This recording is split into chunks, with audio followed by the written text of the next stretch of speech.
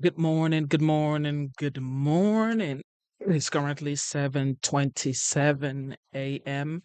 and today's date is the 3rd of no. Is it 3rd of December 2024.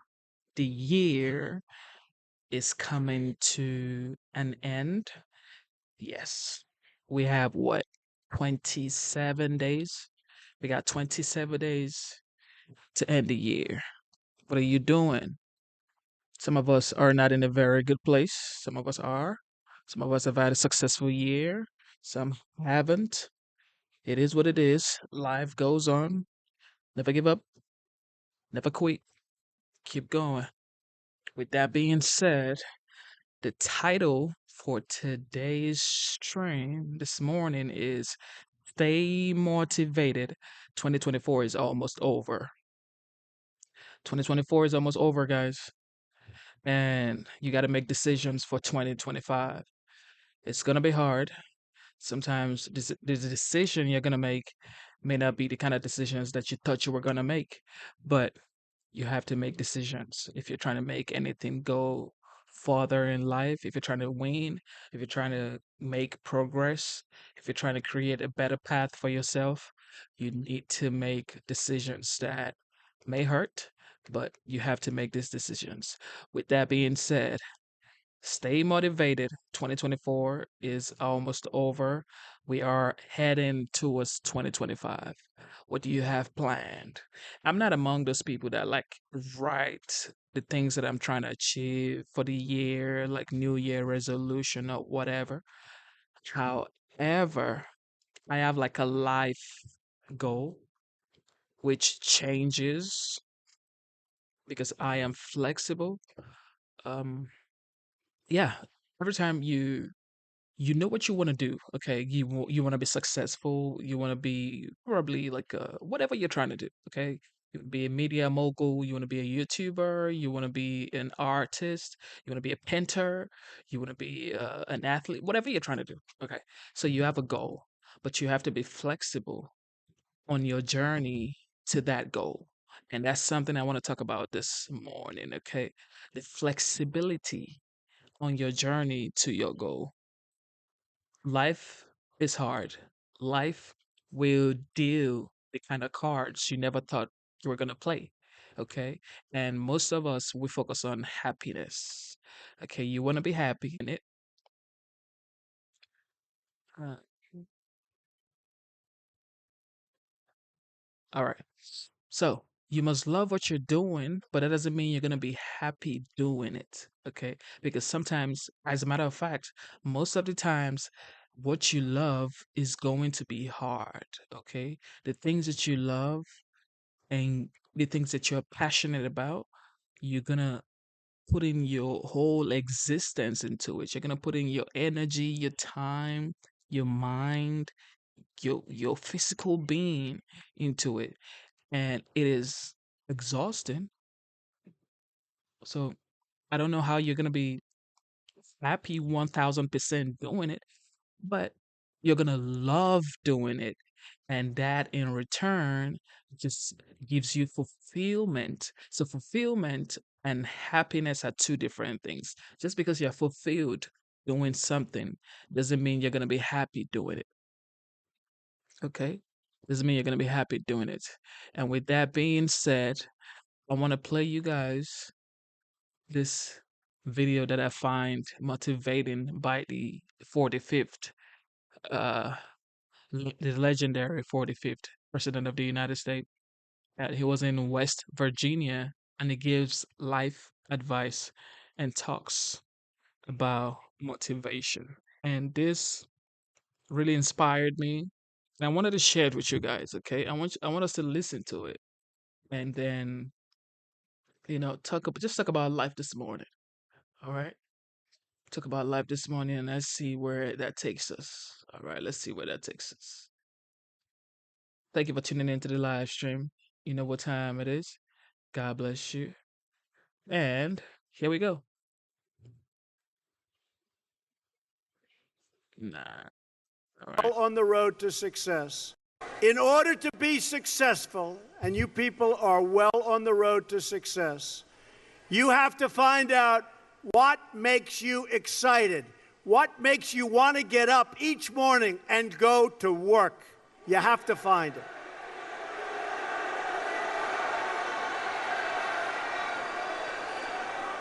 If you love what you do and dedicate yourself to your work, then you will gain momentum. And look, you have to. You need the word momentum. You will gain that momentum. And each success will create another success. The word momentum. I'll tell you a story that's very interesting for me. When I was young, there was a man named William Levitt, Levittown. You have some here, you have some in different states. Anybody ever hear of Levittown? And he was a very successful man, became unbelievable. He was a home builder, became an unbelievable success, and got more and more successful. And he'd build homes, and at night he'd go to these major sites with teams of people, and he'd scour the sites for nails and sawdust and small pieces of wood, and they'd clean the sites so when the workers came in the next morning, the sites would be spotless and clean. And he did it properly. And he did this for 20 years, and then he was offered a lot of money for his company. And he sold his company for a tremendous amount of money, at the time especially. This is a long time ago. Sold his company for a tremendous amount of money. And he went out and bought a big yacht. And he had a very interesting life. I won't go any more than that because you're Boy Scouts, so I'm not going to tell you what he did. Should I tell you? Should I tell you? Oh, you're Boy Scouts, but you know life. You know life. So, look at you. Who would think this is the Boy Scouts, right? So he had a very, very interesting life. And the company that bought his company was a big conglomerate. And they didn't know anything about building homes, and they didn't know anything about picking up the nails and the sawdust and selling it and the scraps of wood. This was a big conglomerate based in New York City. And after about a 10-year period, they were losing a lot with it. It didn't mean anything to them, and they couldn't sell it. So they called William Levitt up, and they said, "Would you like to buy back your company?" And he said, "Yes, I would." He so badly wanted. He got bored with this life of yachts and sailing and all of the things he did in the south of France and other places. You won't get bored, right? You know, truthfully, your workers, you'll get bored too, believe me. Of course, having a few good years like that isn't so bad. But what happened is he bought back his company, and he bought back a lot of empty land. And he worked hard on getting it zoning, and he worked hard on starting to develop. And in the end, he failed, and he failed badly. Lost all of his money. He went personally bankrupt, and he was now much older. And I saw him at a cocktail party. And it was very sad because the hottest people in New York were at this party. It was the party of Steve Ross. Steve Ross, who was one of the great people he came up and discovered, really founded Time Warner. And he was a great guy. He had a lot of successful people at the party. And I was doing well, so I got invited to the party. I was very young. And I go in, but I'm in the real estate business. And I see 100 people, some of whom I recognize, and they're big in the entertainment business. And I see, sitting in the corner, was a little old man who was all by himself. Nobody was talking to him. I immediately recognized that that man was the once great William Levitt of Levittown. And I immediately went over. I wanted to talk to him more than the Hollywood show business communications people. So I went over and talked to him. And I said, "Mr. Levitt, I'm Donald Trump." He said, "I know." Said, "Mr. Levitt, how are you doing?" He goes, "Not well at all." And I knew that, but he said, "Not well at all." And he explained what was happening and how bad it's been and how hard it's been. And I said, "What exactly happened? why did this happen to you? You're one of the greats ever in our industry. Why did this happen to you? And he said, Donald, I lost my momentum. I lost my momentum. A word you never hear when you're talking about success. When some of these guys that never made 10 cents, they're on television giving you things about how you're going to be successful. And the only thing they ever did was a book and a tape. But I'll tell you, it was very sad, and I never forgot that moment, and I thought about it. And it's exactly true. He lost his momentum, meaning he took this period of time off, long, years, and then when he got back, he didn't have that same momentum. In life, I always tell this to people, you have to know whether or not you continue to have the momentum. And if you don't have it, that's okay. Because you're going to go on, and you're going to learn, and you're going to do things that are great. But you have to know about the word momentum. But the big thing, never quit, never give up, do something you love. When you do something you love, as a scout, I see that you love it. But when you do something that you love, you'll never fail. What you're going to do is give it a shot again and again and again. You're ultimately going to be successful. And remember this, you're not working. Because when you're doing something that you love, like I do, of course I love my business, but this is a little bit different. Who thought this was going to happen? We're, having a good time. We're doing a good job. Doing a good job. But when you do something that you love, remember this, it's not work. So you'll work 24/7, you're going to work all the time, and at the end of a year, you're not really working. You don't think of it as work. When you're not doing something that you like, or when you're forced into do something that you really don't like, that's called work, and it's hard work and tedious work. So as much as you can, do something that you love, work hard, and never, ever give up, and you're going to be tremendously successful. Tremendously successful.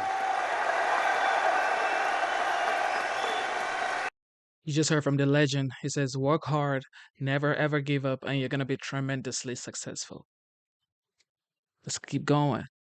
Today is all motivation, guys. Motivation. Let's get the motivation up. Life is hard, but we need motivation to keep going. So as you continue to develop your talents and to make your mark upon the world, remember that nothing worth doing is ever easy. You'll have bad moments. I used to give speeches on success. I don't give them anymore. That's what they like the best. You got to love what you're doing. And if you don't, just do something else. Find what you, especially at your age, you have to love what you're doing. You'll never be successful unless you get lucky, which could happen. But if you don't love what you're doing, find something else. If you don't love NASA, if you don't love space, do something else. And for the people that do, get over there and be with the space cadets, right? But you got to love it. If you don't love it, you're just not going to, it's not going to happen. You have to follow your passion. You have to do what you want to do. You have to listen to people.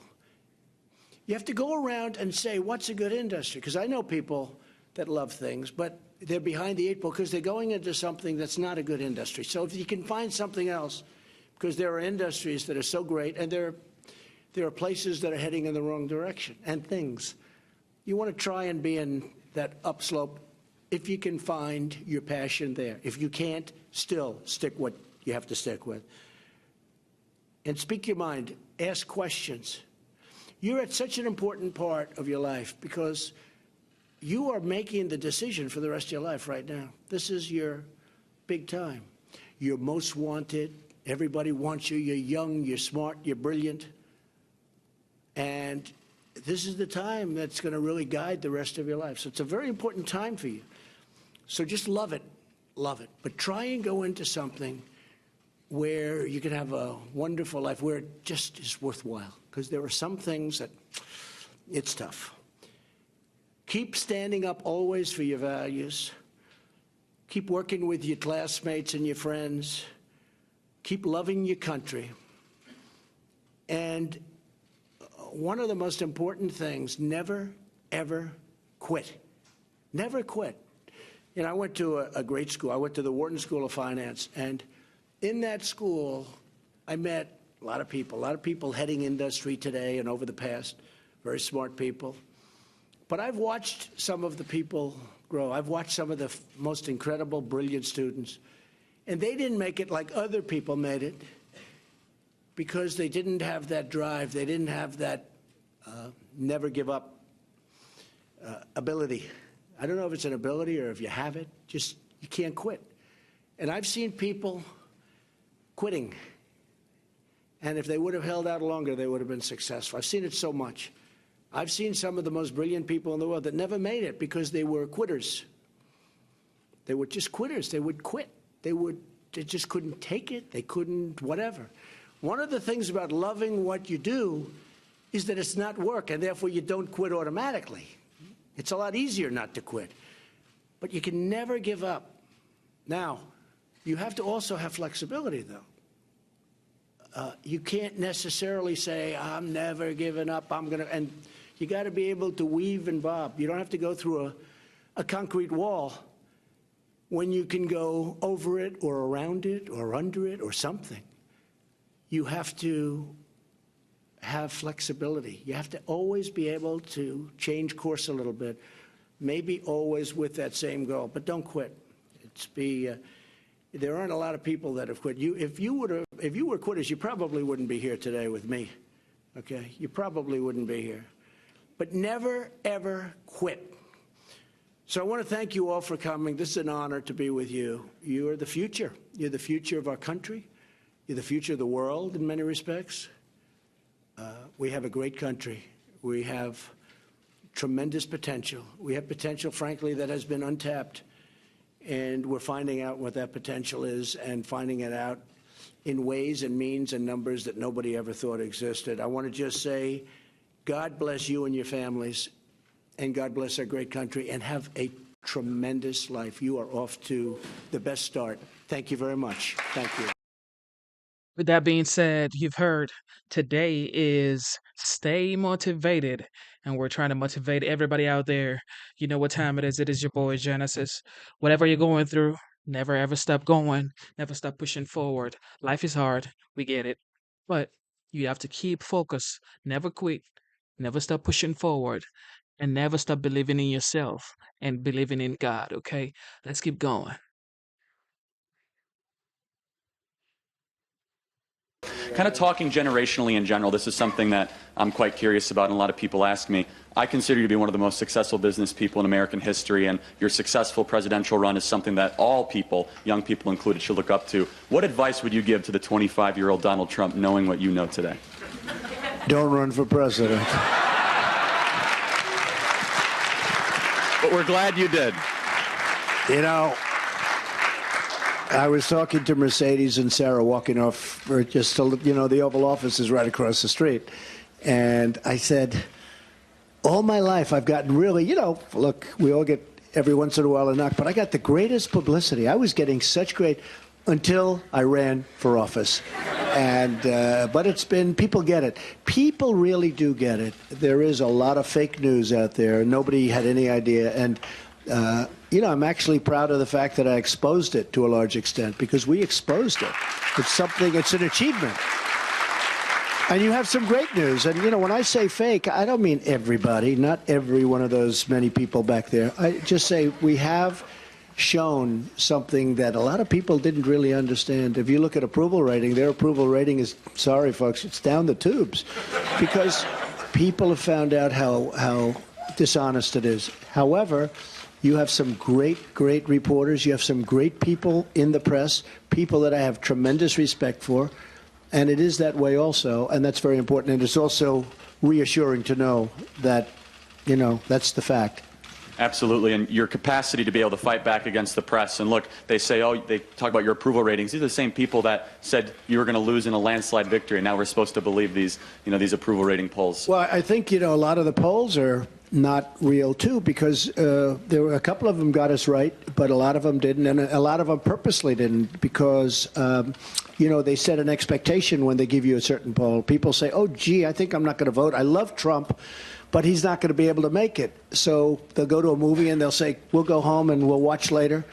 And they go home and they watch and they say, gee, if only we voted. But they really voted. In 2016, they came out and they voted. There was nobody that stayed home. And as you know, the results were far greater than the polls.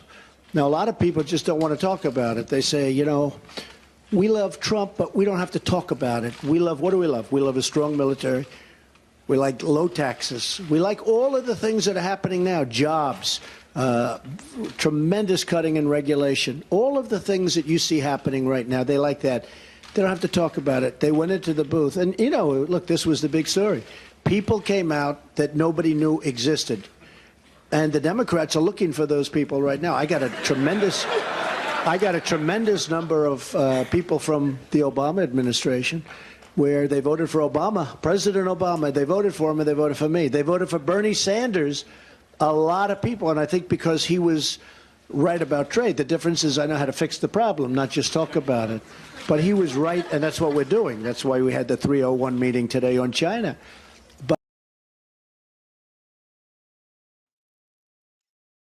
Thank you for tuning in. Okay. All right. Let me play y'all this right here. Don't forget, stay motivated. 2024 is almost over. Shout out to Matthew, C Flame, Biker Bay, Brandon, Shore.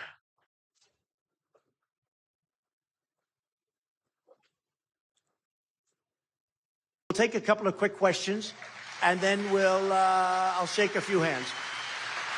Question, ma'am, go ahead. Hello. Hi, welcome, President Trump. Thank you. Okay, so you kind of already answered my question a little bit, but my question was, when you become president again, what would the first thing you'll do to fix our current school system and even our current military that's only focusing on teaching woke gender ideology over learning the basics of life and history and protecting us? So a good question. Some of it partially answered, but not all. With the military, we're ending woke immediately. You know, I ended woke totally. And then in their first week, they reestablished it. It's crazy. They pay instructors hundreds of thousands of dollars a year. It literally, literally, they want our military to be woke. And it's just not going to happen. You read in Hawaii where they had the horrible fire where they have people going there.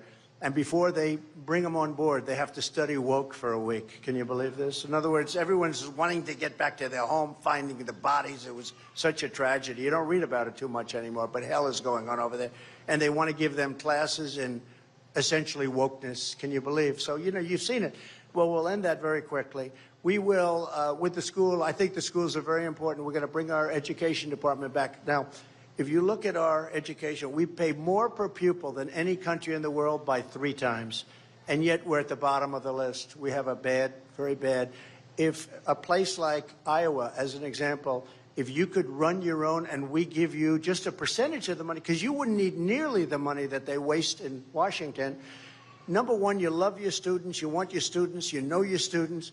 The parents will be involved. That's the other thing. We're going to let the parents, because some of these school boards have become tyrannical. They've been horrible.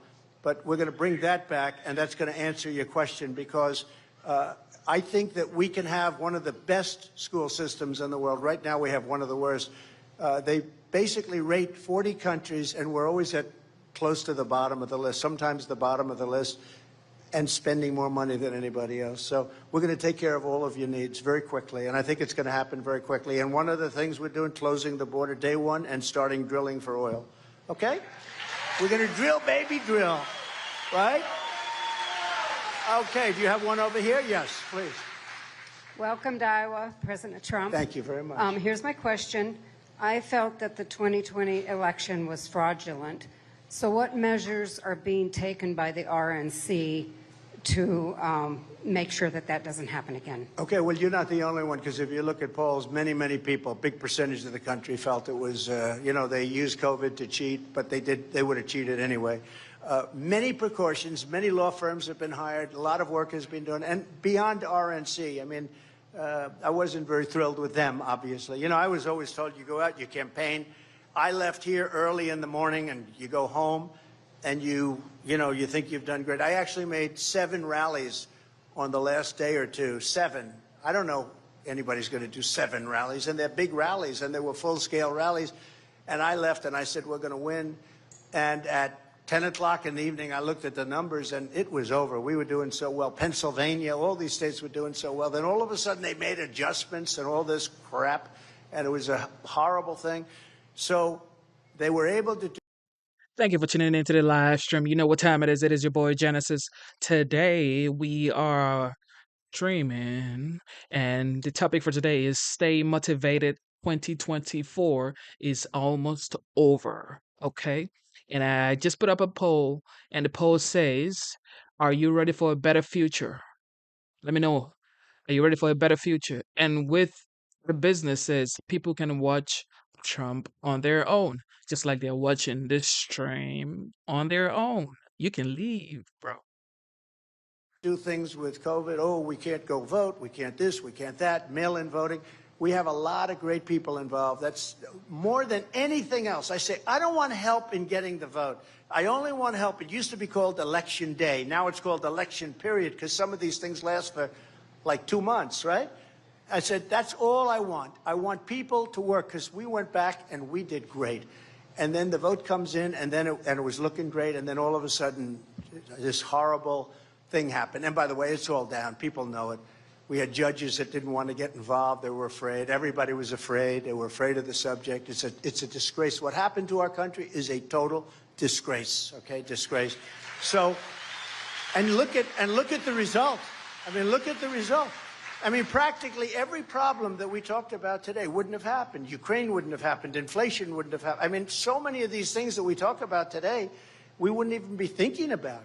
Look at the supply chain. Who ever heard of a supply chain where people can't deliver? You couldn't get baby food. You couldn't get anything. The only thing you could get is all the drugs you wanted. You could get drugs. You could get cocaine.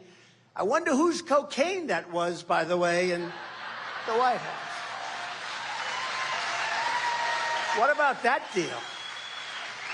Packages of cocaine. And they said, well, we don't know. No, we don't know. And then when they went for the fingerprint thing, you know, everybody's there, fingerprints all, it was wiped clean. Not one fingerprint. Not one fingerprint, which is impossible. You can go to any place in this room, there's fingerprints all over the place, especially those cubicles. So we're going to be working very hard. That's my number one thing, much more so than campaigning, actually, is that they don't cheat on the election, because they will try, and they'll be successful to an extent, but that we're not going to let them steal this election, because this country is going to fail. I'll tell you, I don't think the people of this country will allow it to happen either, because this country is on a very thin edge right now. Thank you very much for the question. Thank you. Appreciate it.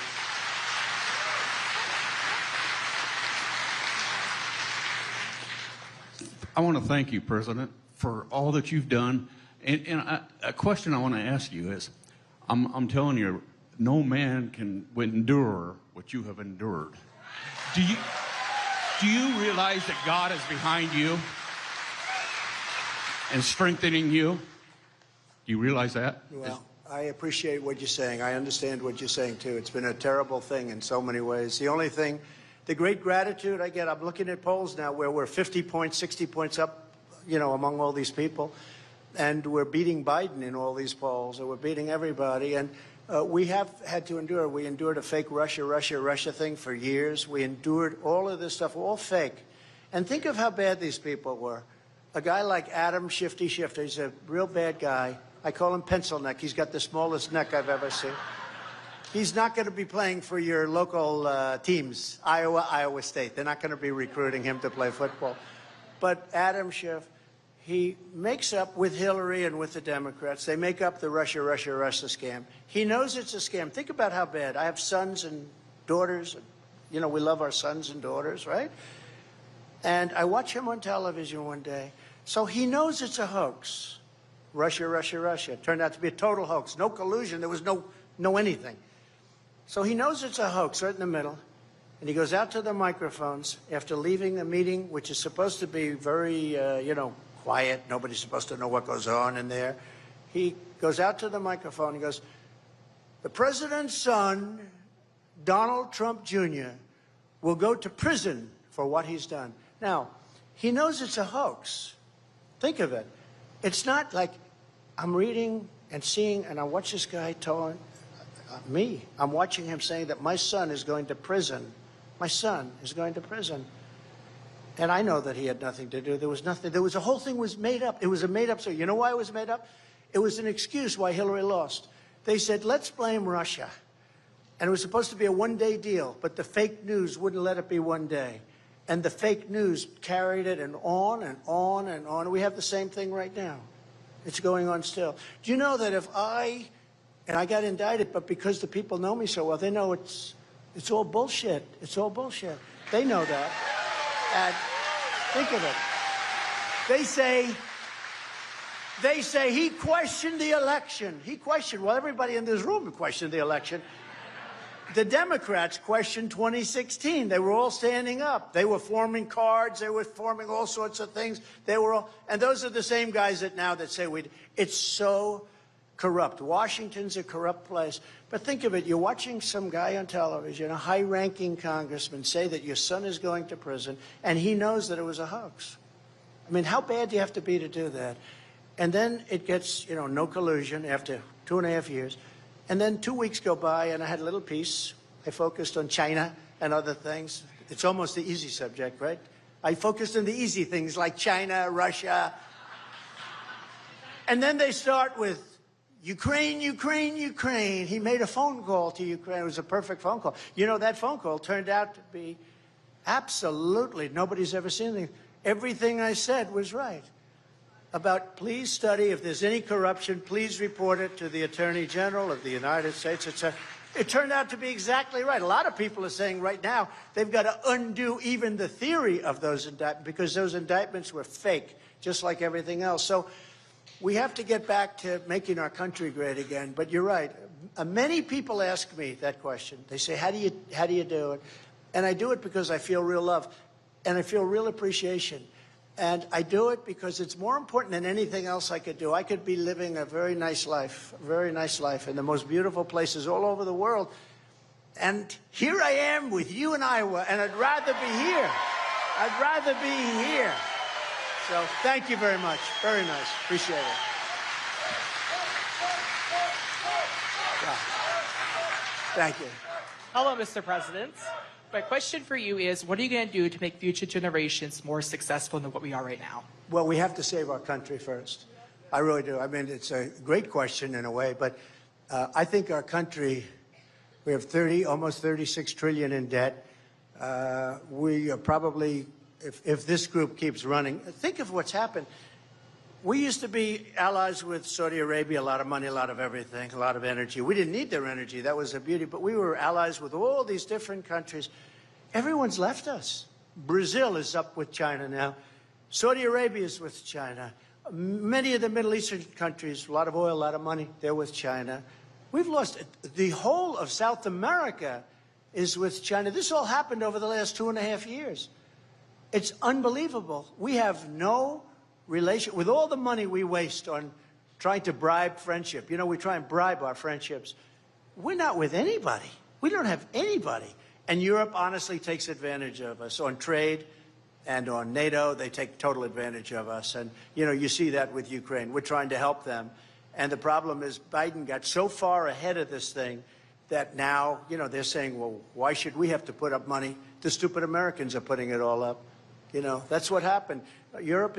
We're 200 billion and they're 25 billion. And it's right at their doorstep. And we have an ocean in between us. It's much different.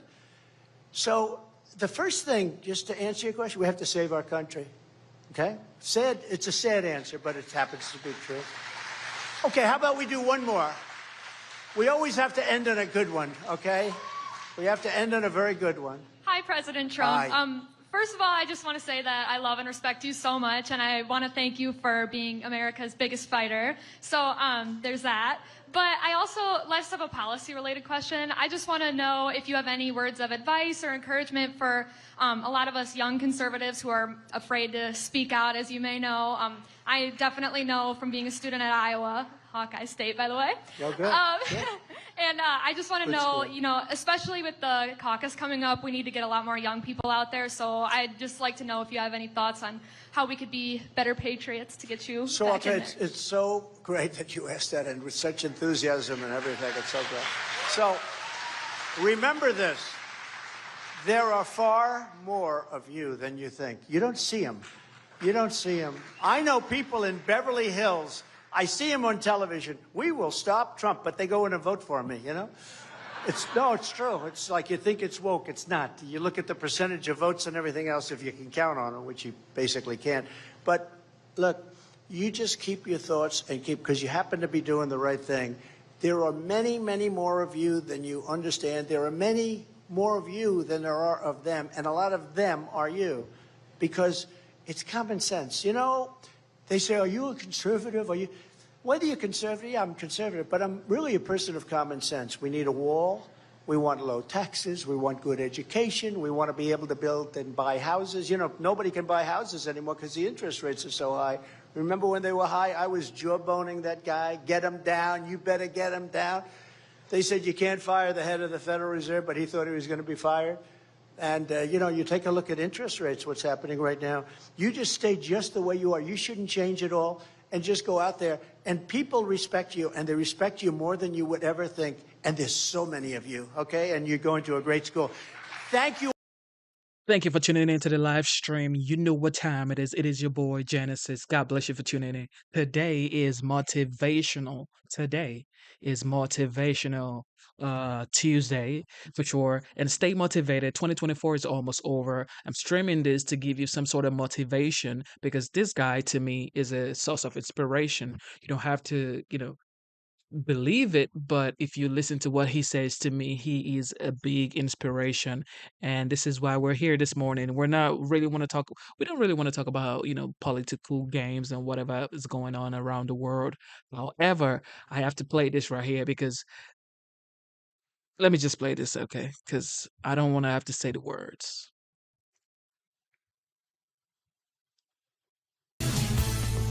The Congressional Subcommittee on the Coronavirus Pandemic is closing out its 2-year investigation after finding that COVID-19 likely came from a lab. Give me a moment. Let me get to... where is it?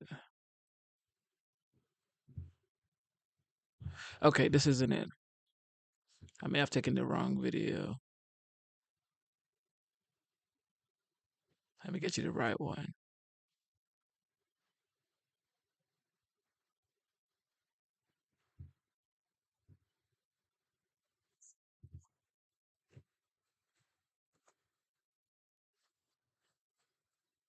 Thank you for tuning in one more time. Double tap your screen, subscribe to the channel. Let's get it. So put up or start paying up. Is this how to get deals done as tariff threats get world leaders to the table? Let's get the read from a guy who knows a lot about making deals. Kevin O'Leary, chairman of O'Leary Ventures and Shark Tank investor. Kevin, great to see you. I feel like I see you all the time because you're on my house morning and night. My 9 and 11-year-old totally obsessed. They love to watch you make a deal. So is this proof that this is how you get deals done, Kevin? Yeah, it's an important development, but these China, Mexico, and Canada are completely different in this respect. We know with certainty we're going into NAFTA 3 negotiations, and Trump is smart about this. He's obviously engaged both leaders in both countries. There are different problems in each place. Canada is a huge trading partner, particularly in energy. A huge percentage of energy imported in the U.S. that gives it energy independence comes from Canada, particularly from Alberta, Saskatchewan, and British Columbia. So that's part of the negotiation of NAFTA 3. I think he's positioning. Now, the complexity in the Canadian situation is this. Justin Trudeau is wildly unpopular in Canada. He's been there a long time in the parliamentary system, just like Britain. If you have a prime minister that can't deliver a majority mandate, it's like a piece of old moldy cheese in the fridge. You want to get rid of it. And that's what's going on within his own party. He's surviving these votes. And in fact, there's another one today at 4 o'clock that he'll probably survive. This is a non-confidence vote. That's how they do it in the parliamentary system, to throw the bum out, so to speak. But he won't lose that till around February 15th. So my point is, it won't be Trudeau negotiating with Trump when he's finally in power after January 20th. It's going to be someone else. And I think Trump is smart enough to. So this is a lot of showboating right now, but it's just showing you how powerful he is. Just to put it out, this is policy by social media, and he's got leaders flying to Mar-a-Lago. He doesn't have to go anywhere. He doesn't have to go to the cold weather. He just stays in Florida. Interesting. Well, we know he's not shy about getting on a plane to go get something done, but will he need to is a big question, of course. This is Canada, Kevin. We're already seeing he's bolstering their border security after these Trump talks. This is according to Canadian officials, so perhaps the preparations are already underway. Yeah, there's nothing wrong with that. Canada should do that for both directions. They should have a secure border. Every country should have that, and I'm sure Trudeau can guarantee him he'll do something. But what's going on, there's a bit of a war in Canada. For example, Alberta wants to be part of this reigniting the Keystone pipeline, and of course Trump needs Alberta to do that. That's where the oil originates from. So already that premier is talking about boots on the ground in the Alberta North Dakota border. All of that stuff is happening simultaneously. There's so many moving parts. I absolutely love it. But at the end of the day, when you've got two partners with so much commerce, so much invested in economics with each other, they're going to work it out. They're going to figure it out. But it may be different players than what you saw over the weekend in Mar-a-Lago. That's all I'm saying. How about the stock market? Because, I mean, we've seen incredible resilience, right? And there were warnings from those who were against these tariffs that this is going to lead to a drop in employment in this country, right? And we're a hit for the consumers. There was threats that this is going to lead to a sell-off in the stock. I mean, it just seems like these markets keep going up and up and up. I mean, yet record highs yet again, Kevin. Yes, because two things have been settled. Number one, there's not going to be a massive change to tax policy at the corporate level. Remember, the two ideologies going in the election, one was at 28%, which has never been done before, to go from 21 to 28 in the swoop of a pen. That would have been disastrous for S&P earnings. That's off the table. Now we're talking about extending the Trump tax credits, so you've got stability there. But the one that hasn't gotten enough credit yet is everybody in small and large companies today understand that the regulatory environment is going to be ripped away. And that gives you so much more confidence. You feel it in the small businesses that I work with and the large ones, feeling, we'll go ahead and we'll open that plant. We'll go ahead and we'll do CapEx expenditures. We'll hire that person because we know the regulatory environment is going to be better for us. Such a great point. And obviously lower taxes, part of the discussion, and rolling back those regulations. Business-friendly environment, it always works. Kevin, great to see you. Thank you so much for coming on. Hey, Sean. Thank you for tuning into the live stream. God bless you. You know what time it is. It is your boy, Genesis. Double tap your screen. Subscribe to the channel. Shout out to everybody tuning in. Shout out to Average Joe. God bless you, buddy. Brett C. Ghost Incorporated. David. All right, so we're just trying to motivate everybody today, okay? I really don't want to do so many news and so many updates around the world. I just want to really motivate someone out there today to keep going. Life is hard, but never give up on yourself. Never give up on your dreams. Never give up on God. Okay, so that's the title. Stay motivated. 2024 is almost over. I'm going to throw it back to when Trump was giving a speech to the military personnel. This was probably like 6-7 years ago. I just want to motivate someone out here.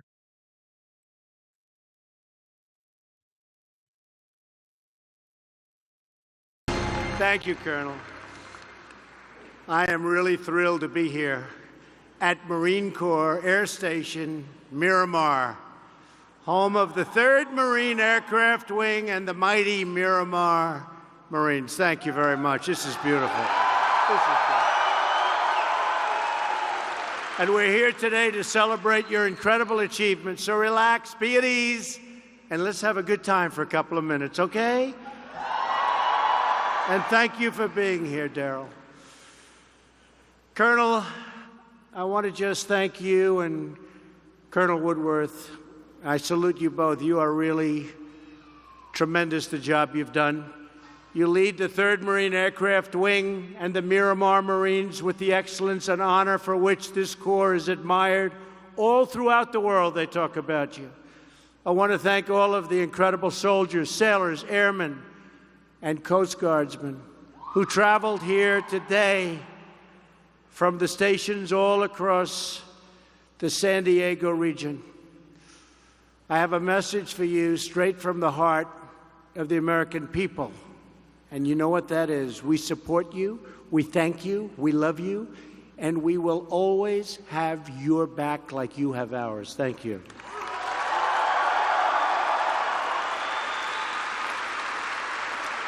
And very importantly, most important, to all of the military spouses and family members here today, we know that you really serve too.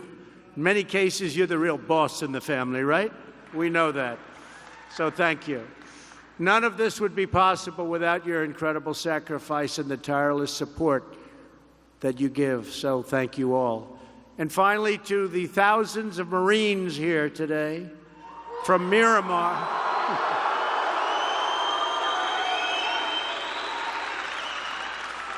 And Camp Pendleton. I want you to know how proud we are of everything you do. And you know, we have General Kelly here, 4-star, and he's doing a great job in Washington. I think he likes what you do better than what he does, but he's doing a great job. He misses you. Your devotion fills our allies and our families with confidence. Your courage fills our enemies with dread. And your example inspires countless young Americans who dream of being the best to someday wear the uniform of the United States Marines. All of you know the truth of the famous saying, once a Marine, always a Marine. Now, I have to say, the Army, Air Force, Navy, Coast Guard, you're great too. You know, we have a couple of them scattered. But I'm with you all the time. Today, we're with those Marines. I tell you, I gave a speech recently at the Coast Guard Academy. It was so great. And between Annapolis and West Point, Air Force Academy, we've done them all or we're doing them. So we'll see you guys very soon. But today, I hate to say it, congratulations. And I'm proud to say that we have several really tough Marines serving in our administration. So not only John Kelly, but Defense Secretary. Now, did anyone ever hear of Mad Dog Mattis? No. He's doing a great job. Chairman of the Joint Chiefs of Staff, General Fighting Joe Dunford. You know Fighting Joe. And our new director of the Secret Service and veteran of the 3rd Marine Aircraft Wing, General Tex. You know General? You know him? Tex A, I call him. Big General Tex A, right? We know him. So Tex, thank you. Our administration is stacked with Marines because Marines are the kind of people you want at your side. And trust me, you don't ever want to be on the other side of a fighting Marine. It's trouble. It's painful. The Marines are the first into battle and the first to fight. Marines never give up, never give in, never retreat, and never, ever surrender. You are faithful to each other, faithful to your mission, and you are always faithful to the country that you love, the USA. And as your commander-in-chief, just like every president before me, I have no greater comfort than knowing I can have absolute faith in you. In 1918, when foreign military aggression threatened our way of life, we called on the Marines. Marine Sergeant Dan Daly urged his men through those horrible trenches with the courageous battle cry that you all know very well. Do you want to live forever? That was the question, and that was the cry. In 1945, when we needed someone to scale the cliffs and to plant the flag on a rugged mountain peak, in Iwo Jima, we called on the Marines. In 1950, when setbacks loomed in Korea, although we're doing a pretty good job with Korea right now. And hopefully something positive will come out of it. Hopefully something very positive is going to come out of it. We'll see. And we're prepared for anything, right? We always have to be prepared for anything. But I really believe something very positive could happen. Great for Korea, North and South, and great for the world, and great for this country. So when it loomed in Korea, and when we needed warriors who would fight against all odds in the chosen reservoir, we called on the Marines, the legendary men of the Frozen Chosen.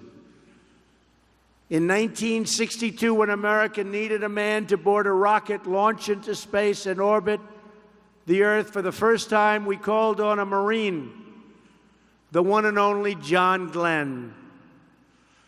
The legendary acts like these of sacrifice, courage, of heroism, are the proud legacy of the United States Marines. Can be very proud. Your heritage drives you, your heroes inspire you, and your actions immortalize you in the pages of American history, incredible history. And every day you push yourselves to new heights of excellence and new depths of courage, keeping America safe, America strong, and America free. You honor your duty to your country. Now we must honor our duty to you. For too long, the men and women of the United States Armed Forces have been asked to do more with less. You've borne the costs of underinvestment and deferred modernization, and also deferred maintenance. You've endured longer and more frequent deployments. You've spent countless hours fixing and maintaining old equipment. You have fewer ships than we should, fewer planes than we should, and you have fewer of you than we should. Today, I am very pleased to report that all of that is changing, and all of that, as you have seen, is changing quickly.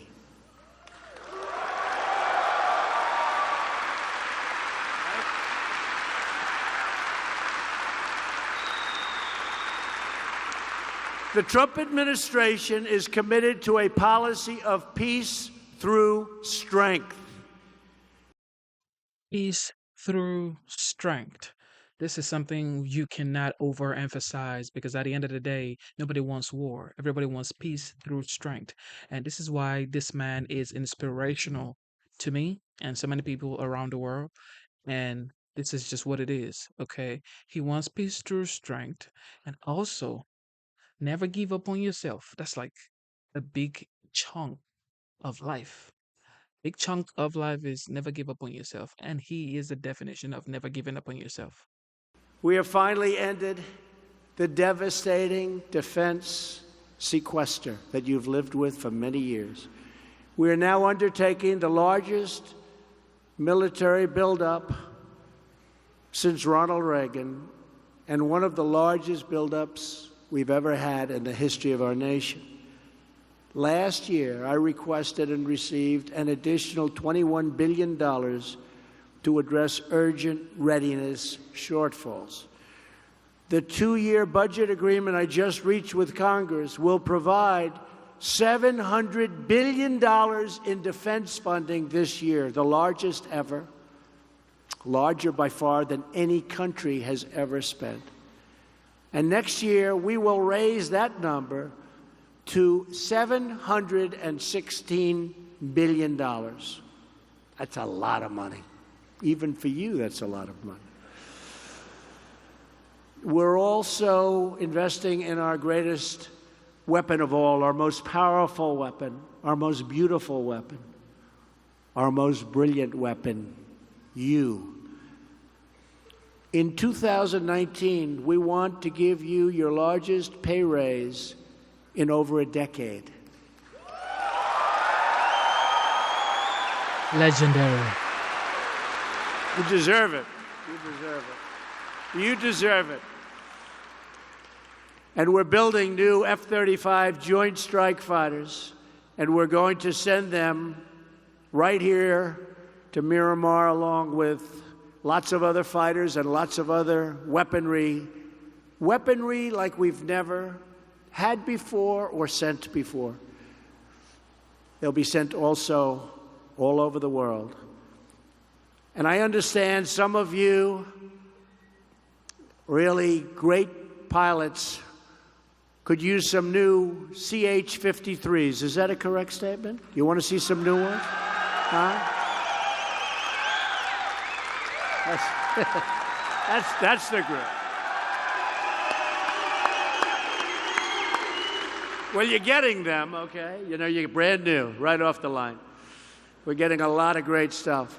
I'm happy to report that in the near future, Miramar is getting brand new CH-53K King Stallions, the big ones you're getting. They'll be sent soon. They're coming. They're being made. We're also modernizing our nuclear capabilities and rebuilding our nuclear infrastructure. We're investing more money than we have ever done before because we have to be so far ahead of any other country. It's a capability we never even want to think about using, but we have to be prepared. And in a nuclear front, we are so far and will be so far ahead of any other country. We have no choice. We've increased investment in hypersonic weapon systems by 50%, and we're accelerating development of hypersonic system that can fly 5 times the speed of sound. That's pretty quick. In space, the United States is going to do Colonel Glenn proud. We are finally going to lead again. You see what's happening. You see the rockets going up left and right. You haven't seen that for a long time. Very soon we're going to Mars. You wouldn't have been going to Mars if my opponent won. That I can tell you. You wouldn't even be thinking about it. You wouldn't be thinking about it. My new national strategy for space recognizes that space is a warfighting domain, just like the land, air, and sea. We may even have a space force. We'll develop another one. Space Force. We have the Air Force. We'll have the Space Force. We have the Army, the Navy. You know, I was saying it the other day because we're doing a tremendous amount of work in space. I said, maybe we need a new force. We'll call it the Space Force. And I was not really serious. And then I said, what a great idea. Maybe we'll have to do that. That could happen. That could be the big breaking story. Look at all those people back there. Look at that. Oh, that fake news. Oh. That's where fake news came from. Look at them. Ready, happy. They're happy this is the leader of the free world. Look at it. The Marines are happy. They know, they understand. So think of that. Space Force, because we're spending a lot and we have a lot of private money coming in. Tremendous. You saw what happened the other day, and tremendous success. From the very beginning, many of our astronauts have been soldiers and sailors, airmen, Coast Guardsmen, and Marines. And our service members will be vital to ensuring America continues to lead the way into the stars. We're going to lead the way in space. We're way, way behind, and we're catching up fast. So fast that nobody even believes it. I also have released a new national security strategy that underscores the vital importance of homeland security. It's all about homeland security, right? We protect people all over the world, but we're going to protect them better than ever before in our homeland. It's about time, right? Nobody's going to mess with us. Dangerous criminal and terrorist organizations relentlessly seek to exploit our immigration system. I've just come from a trip to the border where I met with our wonderful border agents, the Border Patrol and the ICE agents, unbelievable people, and reviewed prototypes of a new physical wall that will protect our border and protect our country. We don't have a choice. You need it. We need it for the drugs. We need it for the gangs. We need it for lots of reasons. We have to have it. It'll be 99.5% successful.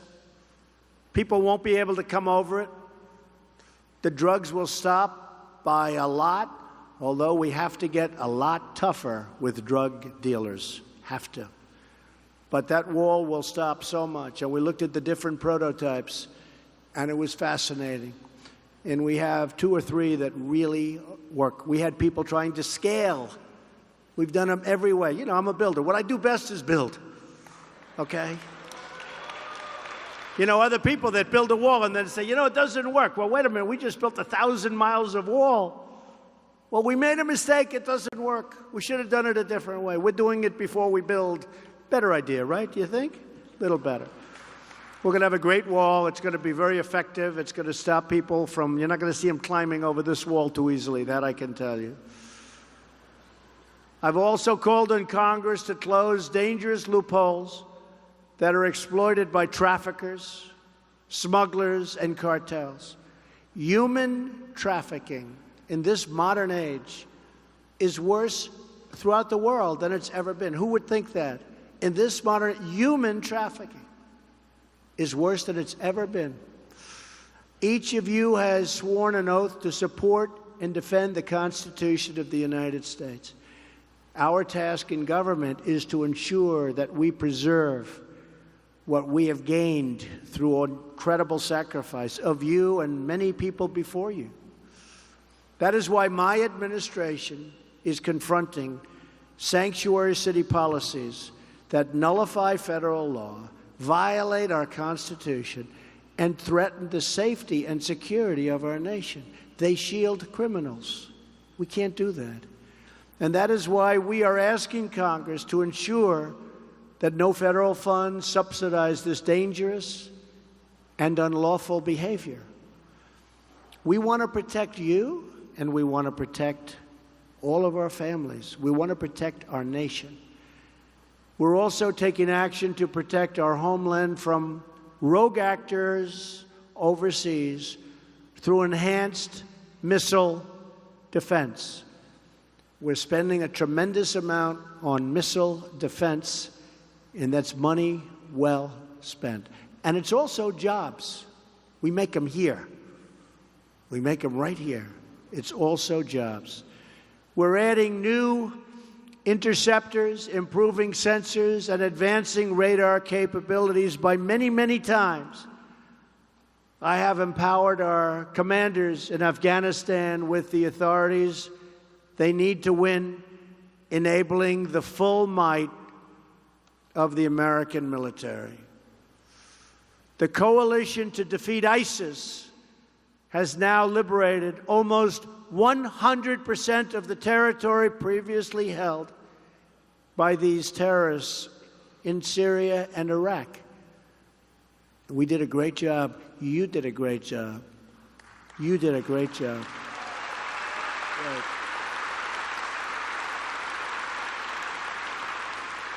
They would have been around for a long time, and they were getting bigger and stronger, and you saw it. And we knocked the hell out of them. We knocked them.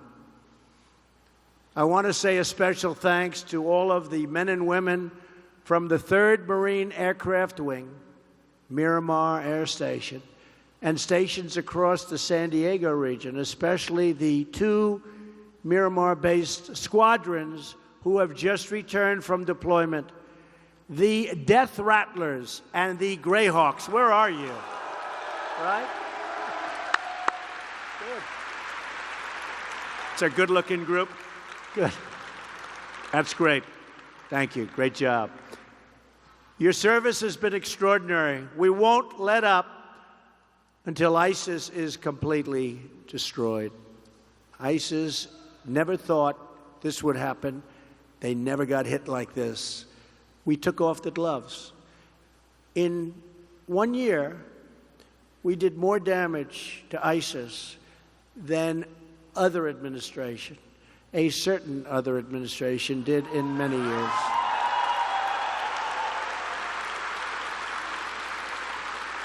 We took off the gloves.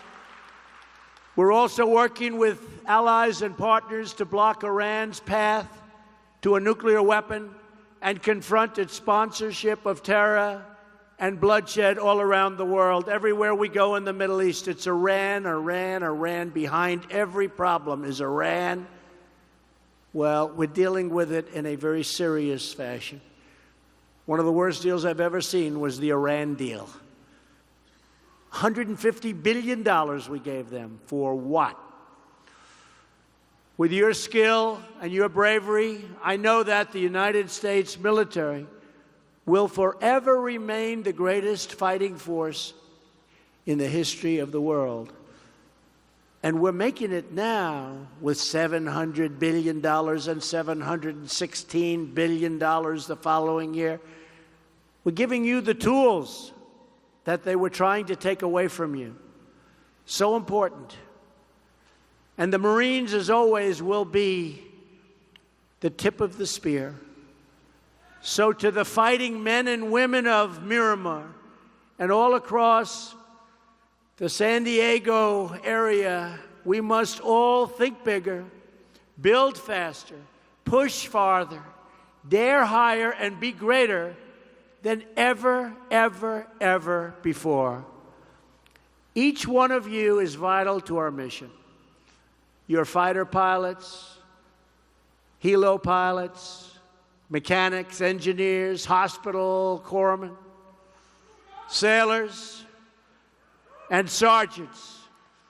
But above all, you are great American patriots, just great American patriots. You race into battle, rush into fire, fly into danger, and you give all to defend our nation, our people, and the American way of life. And they love you. A century ago, every man who heeded Sergeant Daly's battle cry was pushed on to victory and to glory by that same love of country. As war engulfed Iwo Jima, our young heroes set their eyes upon the same beautiful sight. Red, white, and blue perched atop that incredible rocky peak. And when Colonel Glenn looked down on the United States as he soared beyond the limits of our atmosphere, he was filled with the same pride of one beating American heart. Our pride makes us strong. Our strength keeps us free. And because of heroes like you, our freedom will never die. We are becoming stronger and stronger and stronger as a nation. And while a lot of you don't think about it, our economy is setting records. Our unemployment is at all-time lows. African American unemployment is the lowest it's been in. Thank you for tuning into the live stream. You know what time it is. Okay, so Rob G says, come on, Libs. Just please take the back seat and let this man fix the economy already, man. Y'all take the back seat real fast, real quick, okay? In history, Hispanic unemployment is the lowest it's been in history. Women unemployment is the lowest it's been in 18 years. and we're setting records. And last week, we had over 150 million people working. That's more people working in our country than ever before in its history. We are making a lot of progress for you.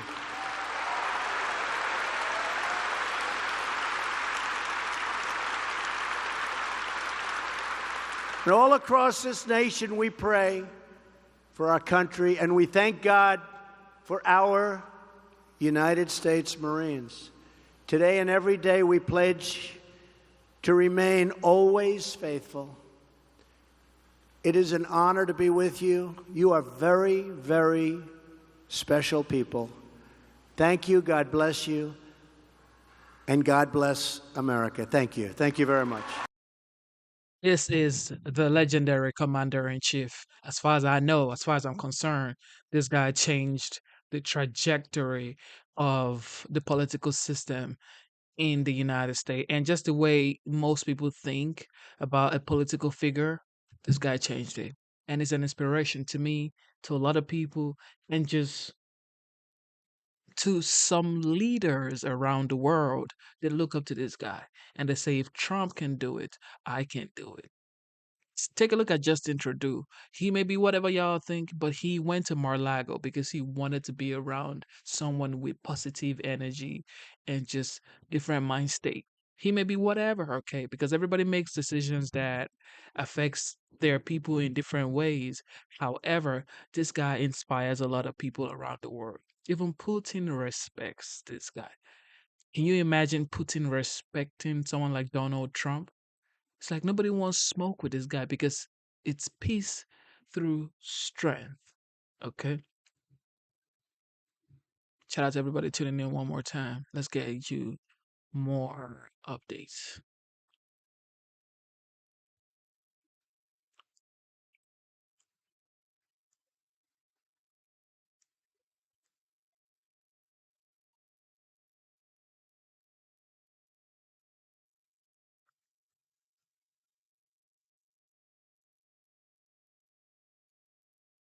All right, let's play this. This is with Japan.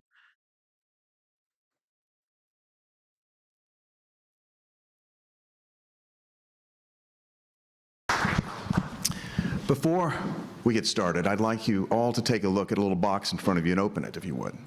A small square box in front of you, if you'd open that.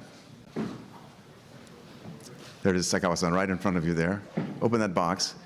There's a small gift in that box from me, and I want to invite you to use that gift tonight after the President departs to step outside and celebrate with a small afterglow in celebration of the arrival of the President of the United States for the first state visit of the Reiwa era.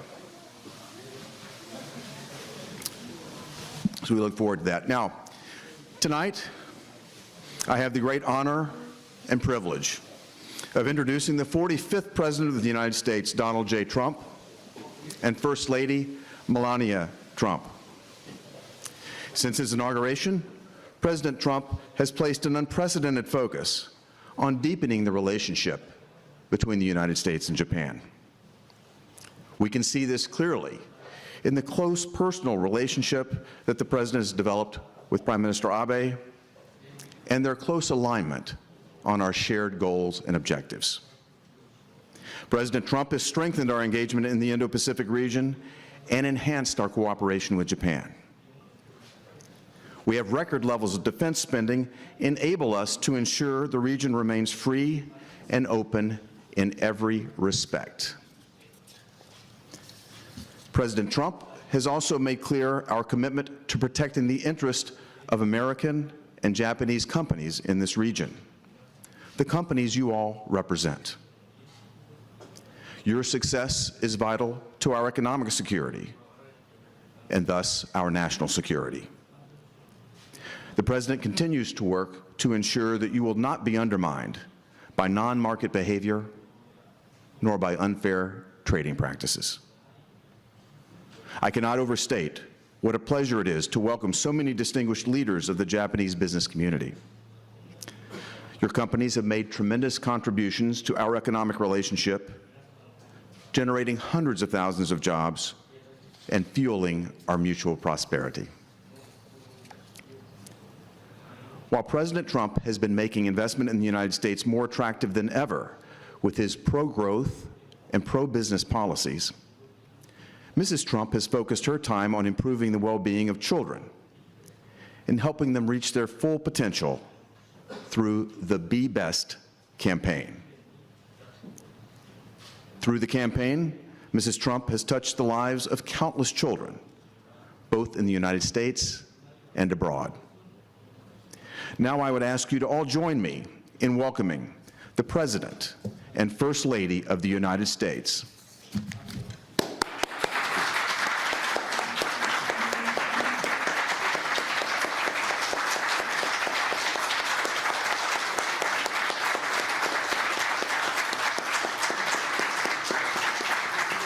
Wait. He said First Lady of the United States, but Trump came out, and the First Lady came out as well.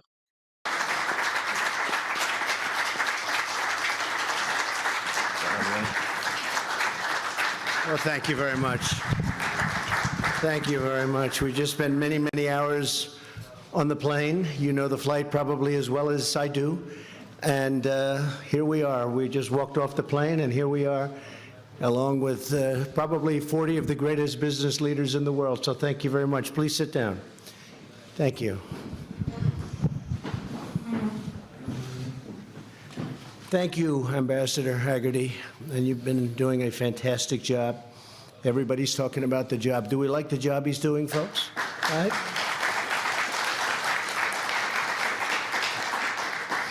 And we really have strengthened the enduring alliance between the United States and Japan. It's very special. And the relationship that I have with Prime Minister Abe is very special. We greatly appreciate all of your hard work in organizing this wonderful event. And Mrs. Hagerty, thank you very much. Fantastic job. Thank you. The First Lady and I are thrilled to be with you as we celebrate Japan's Reiwa era, very special time, and affirm the close economic ties between our two nations. This evening, we're delighted to be joined by Ambassador Lighthizer. Where is Bob? They didn't give you a great seat, Bob, huh? What happened? Who's been very busy negotiating deals and doing a fantastic job. Thank you very much, Bob. It's great you're here. As well as Mr. Peter Jennings, the president of the American Chamber of Commerce in Japan. Thank you very much. Thank you, Peter. Fantastic. Thank you. Also in the room tonight are dozens of the distinguished representatives from the American and Japanese business communities, the greatest businessmen and women in the world. You really have some people that are just been incredible and incredible investors in our country. Thank you very much. You said if I win, you're going to put $50 billion in, and you put the $50 billion in. Now he says more. He actually raised it to $100 billion. That's true. It's probably higher than that, too. Thank you very much. I appreciate that confidence. We also appreciate all of your spouses being here. Legend. Very special people. Without the spouses, it doesn't work. That we will all admit. So thank you all for being here. We're deeply grateful to you for your presence, and the relationship with Japan and the United States, I can say for a fact, has never been stronger. It's never been more powerful, never been closer. This is a very exciting time for commerce between the two countries that we both love. The United States and Japan are two of the largest economies in the world. You're right there. You're doing fantastically well. I was looking very closely on the ride over at some of the numbers being produced in Japan, and you're doing great. Today, we're cooperating closely across many industries, including defense, technology, digital economy, and energy, also infrastructure, science, and so much more. As you know, the United States and Japan are hard at work negotiating a bilateral trade agreement, which will benefit both of our countries. I would say that Japan has had a substantial edge for many, many years. But that's okay. Maybe that's why you like us so much. But we'll get it a little bit more fair, I think. I think we'll do that. We also have a tremendous relationship on the military, and Japan is ordering a great deal of military equipment. We make the best equipment in the world, the best jets, the best missiles, the best rockets, the best everything. So Japan is doing very large orders, and we appreciate that. And we think it's probably appropriate right now with everything that's going on. The world is changing. With this deal, we hope to address the trade imbalance, remove barriers to United States exports, and ensure fairness and reciprocity in our relationship. And we're getting closer. Just last week, U.S. beef exports gained full access to Japan and to the markets in Japan for the first time since the year 2000. We welcome your support in these efforts, and we hope to have several further announcements soon and some very big ones over the next few months. And we're also here, as you know, for a very special occasion, not having to do with trade. We all know about that.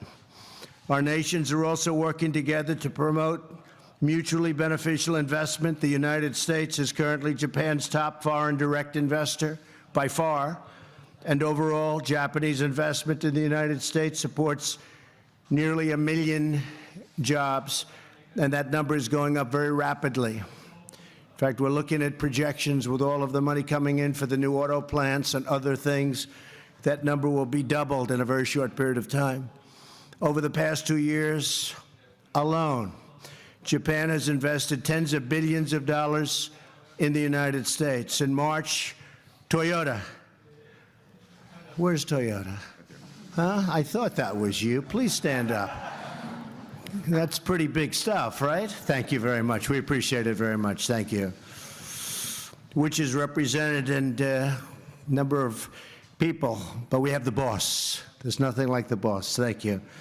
Recently announced new investments of $750 million and increased its 5-year investment plan to $13 billion. Appreciate it.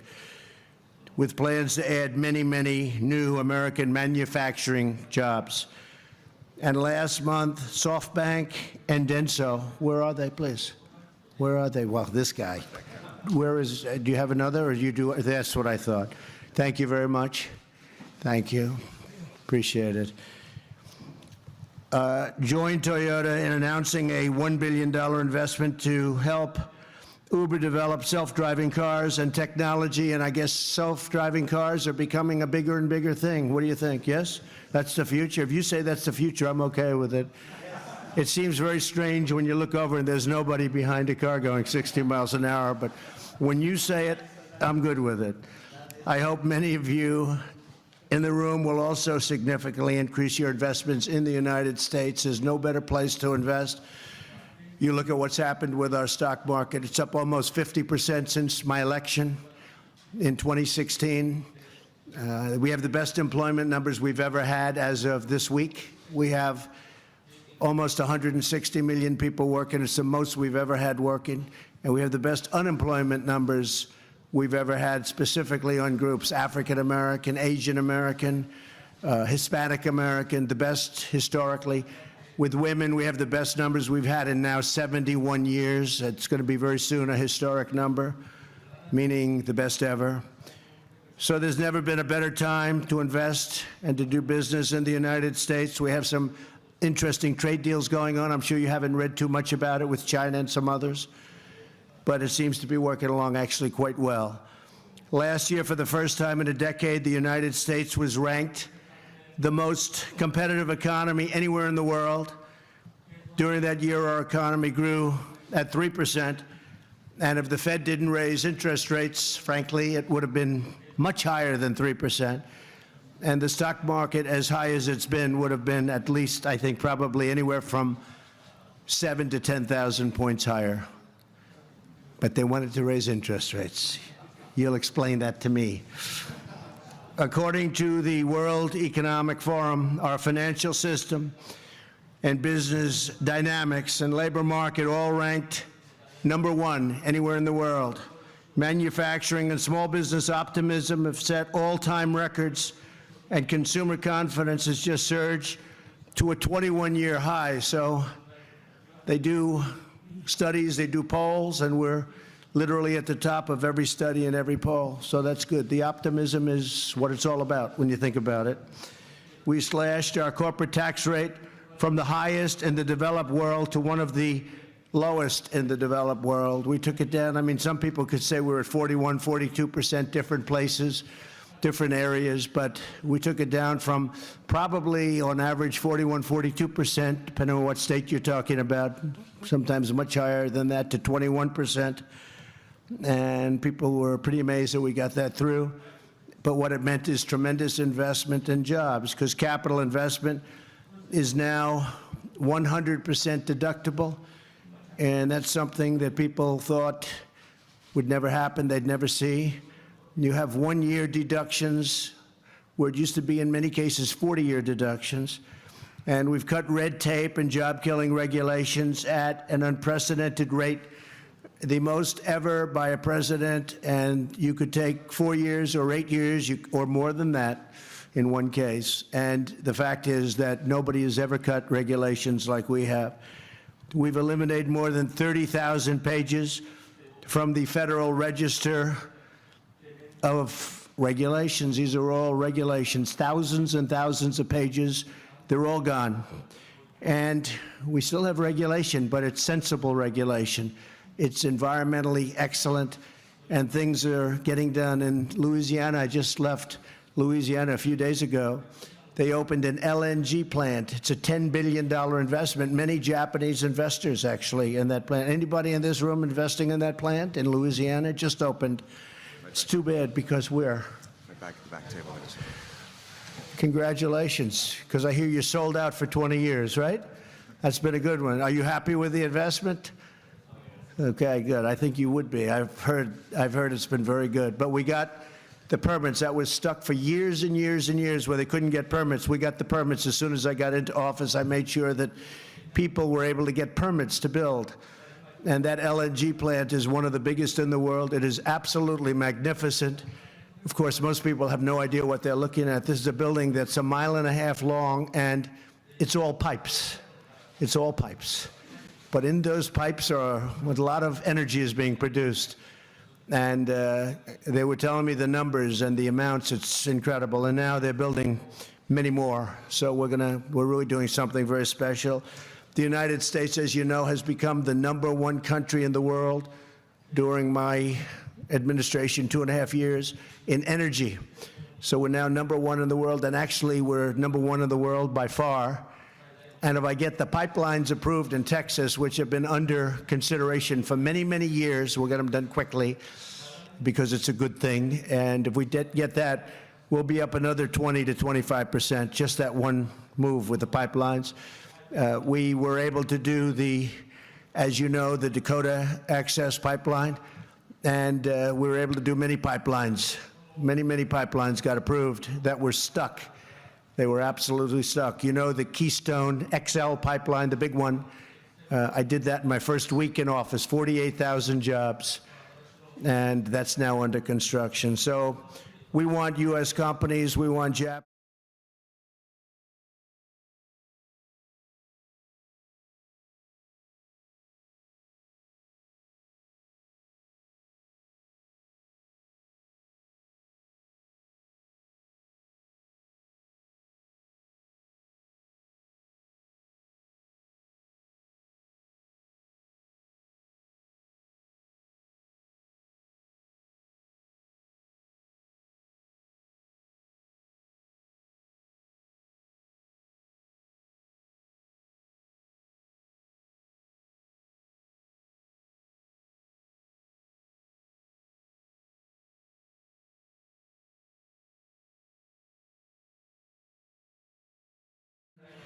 For all of our citizens.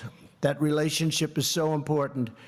And I will say this, I met with some of our generals this morning before we left, and the relationship they have with the Japanese generals has been incredible, and they have tremendous respect for them, too, tremendous respect. If you join in seizing the incredible opportunities now before us in terms of investments in the United States, I think you're going to see tremendous return on your investments. It's my sincere hope that the Reiwa era the economic ties between the United States and Japan continue to grow deeper and stronger if that's possible. I think we right now probably have the best relationship with Japan that we've ever had. And that goes back a long way, but I don't think it's ever been better. This probably is the best, and we're going to keep it that way. So I look forward to seeing you all. I look forward to shaking your hands right now. I know the media finally will get them to go back and rest because many of them came on the flight with us, and I'm sure they want to go home. I'm sure they wouldn't want to stick around and hear any of these conversations. But anyway, we had a good time on the flight. We had a great flight, and it's an honor to be with you again. I've been to Japan many times and have so many friends, and they are just, it's a great place with great, great people. Really great, great people. Thank you very much, and let's say hello to everybody. Thank you. And thank you very much. Thank you. Thank you for tuning into the live stream. Okay, so back to base. Stay motivated. 2024 is almost over, guys. That's what we're working with right now. And I just wanted to say this, okay? Whatever you're going through, just know God is with you. God is 1000% with you. And do what you must do. Do what you have to do. Get the results. And you're going to go through hell sometimes to achieve your goals. Like the 47th. You're going to go through hell sometimes to achieve your goals. It's not going to be easy. It's not going to be a walk in the park. It's never going to be a walk in the park, especially if you're going to do great things. If you're going to do something that has never happened in your family lineage. If it has never happened in your history, you know, if you've never done it before, if people you know in your family has never done it before, it's never going to be easy. Okay, it's never going to be easy. Okay, so just stay true to yourself. Take the pain, embrace the hardness, the hardship, and just keep going. Okay, keep going. Back to the border when the 45th was president. This is a video of him at the border.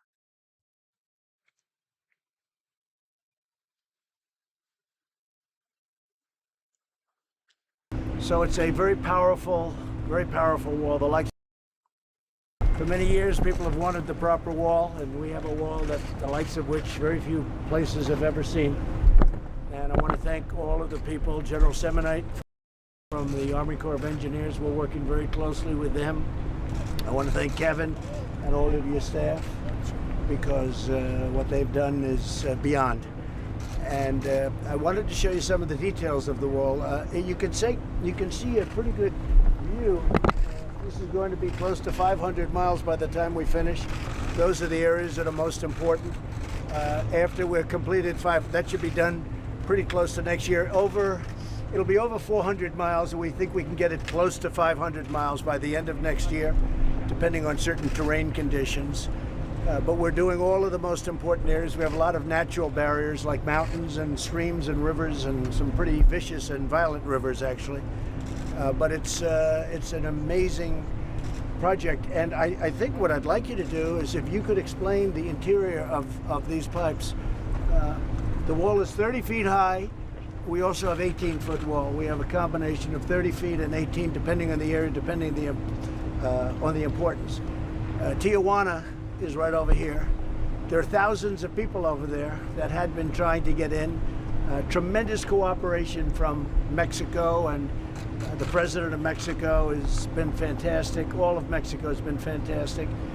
As you know, right now they have 27,000 soldiers. So in addition to the wall, we have the soldiers. Now the wall still obviously has a ways to go, but we're building it at a breakneck speed. I wanted them to show you the interior of parts of the wall and what's inside of each individual slat. And you'll see it's a combination of steel, concrete, and as one of the folks just said, it really is virtually impenetrable. Any walls that were put up would get knocked down very quickly, very easily. This wall is not something that can be really knocked down. I guess anything can, but this is very tough. And it goes down 6 feet. It's 3 and 4 feet wide. The concrete, you see it right here, it's exposed. And I might ask General Semonite to say a few words about it. And I'd like to bring them right up, look at the inner tube to see what happens, because after the wall is up, we pour concrete, and concrete goes into the tube. And in addition to that, we have rebar. So if you think you're going to cut it with a blowtorch, that doesn't work because you hit concrete. And then if you think you're going to go through the concrete, that doesn't work because we have very powerful rebar inside. So it's a very powerful wall, the likes of which probably to this extent has not been built before. This is an area, because it's so highly trafficked, this was one of the most dangerous areas. We have a double wall. We have a wall on both sides. One is 18 feet, that's your border, and the other one is 30 feet. And everybody, if they should be able to make that, this is where people are waiting for them. It's a very powerful situation. So, General, maybe you could take over for a couple of minutes, and then I'll take it back. So, Mr. President, I want to build on your comments. This is a system. It is both the two walls, but it also is road networks down through the middle and the back, so that Customs and Border can go ahead and continue to be able to move around it. Also, lighting system. And as you think about this, I mean, it really is kind of a defense in depth. When you think about these panels going up, right now we're putting in about 270 panels a day that are going in the ground. We've got over 44,000 panels that are already built. And you think about the depth of how we're doing it, without getting a lot of details, 66 miles today are already completed. There's 251 miles that are under contract going in the ground right now at 17 other sites. There's 163 miles that are actually on contracts that are going to be let in the next 90 days. And the remainder of the miles the President talked about is mainly private land. It takes a little bit longer to get. One of the things I want to just remind you about, when you have a football field, kind of a flat area like this, it's a little bit easier to build a wall. But if you just turn around and look at the mountain behind you, one of the projects that's going to go up in the next year continues this barrier right up over the rest of that mountain. So it goes back to be able to, we've got to have this linear capability to be able to continue to provide that level of defense.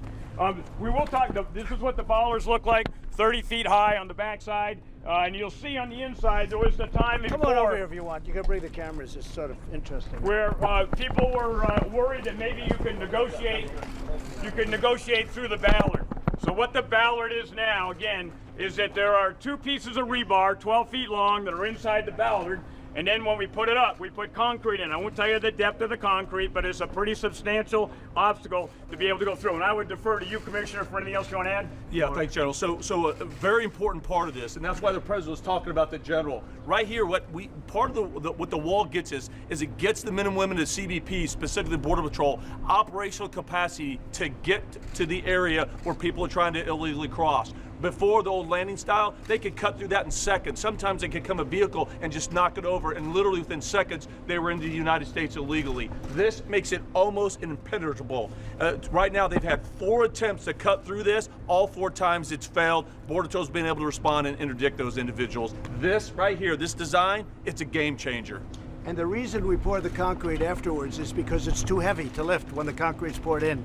So we put it up and we pour the concrete. A lot of people don't see that, but we pour the concrete afterwards. So you have the rebar, you have the steel, and then you have concrete, and it's hardened concrete, very powerful concrete.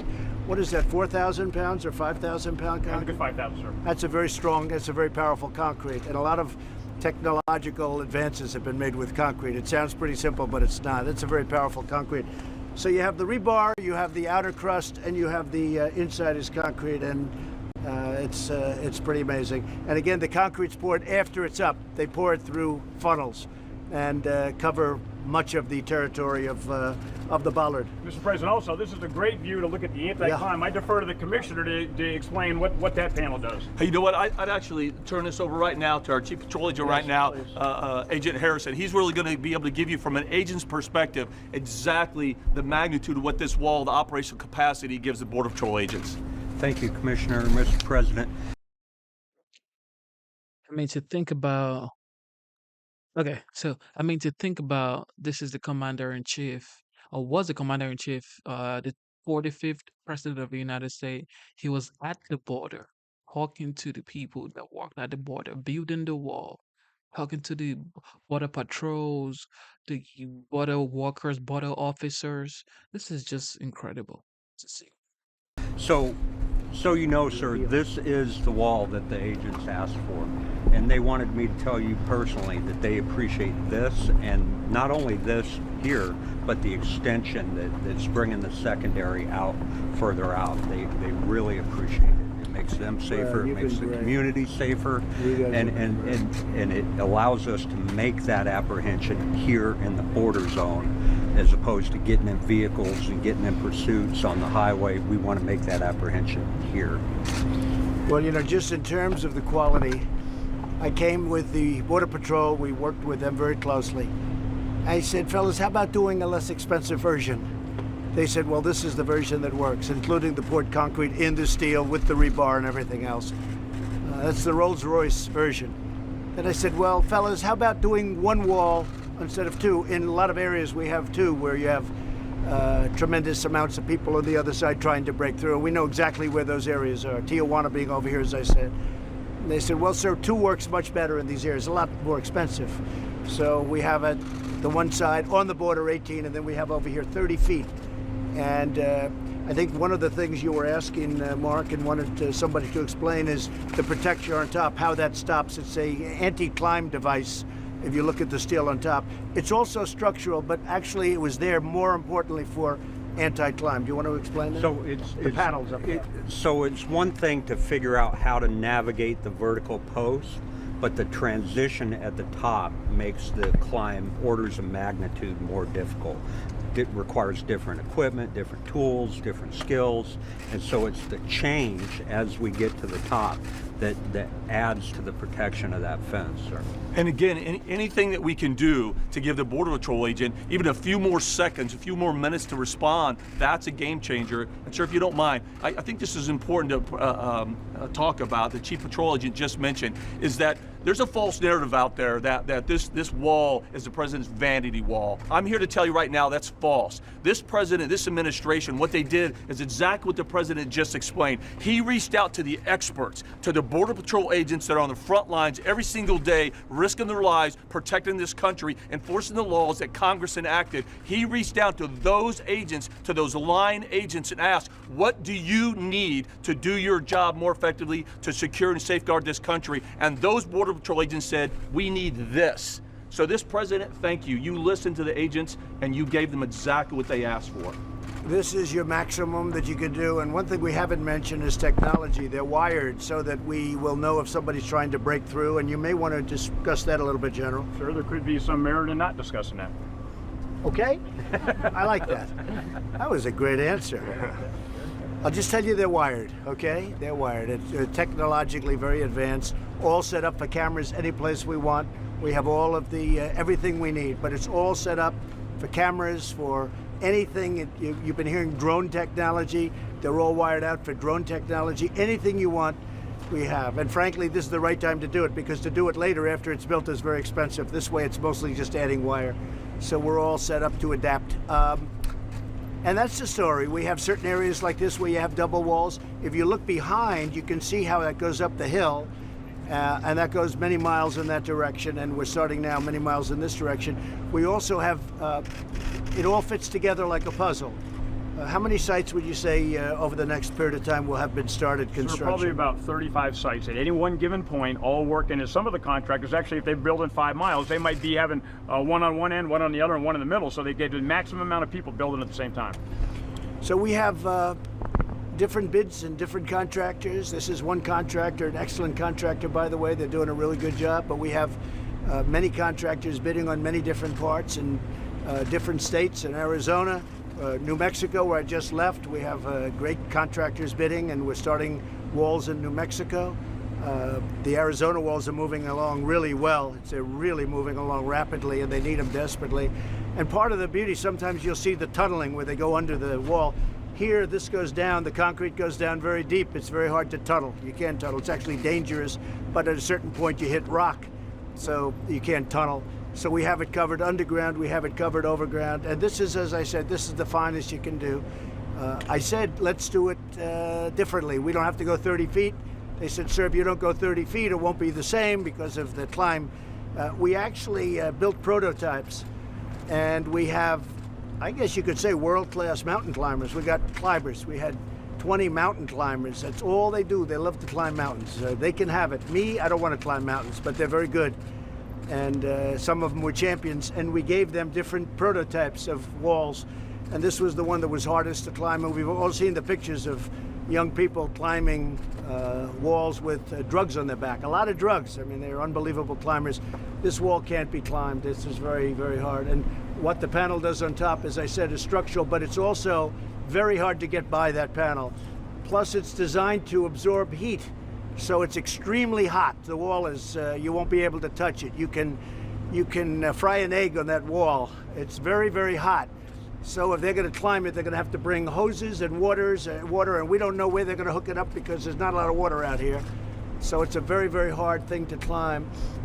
We were thinking about an all-concrete wall. This is a much more expensive version, but they want to be able to have a vision looking through Mexico, looking in both directions. They have to be able to, because otherwise you have a block.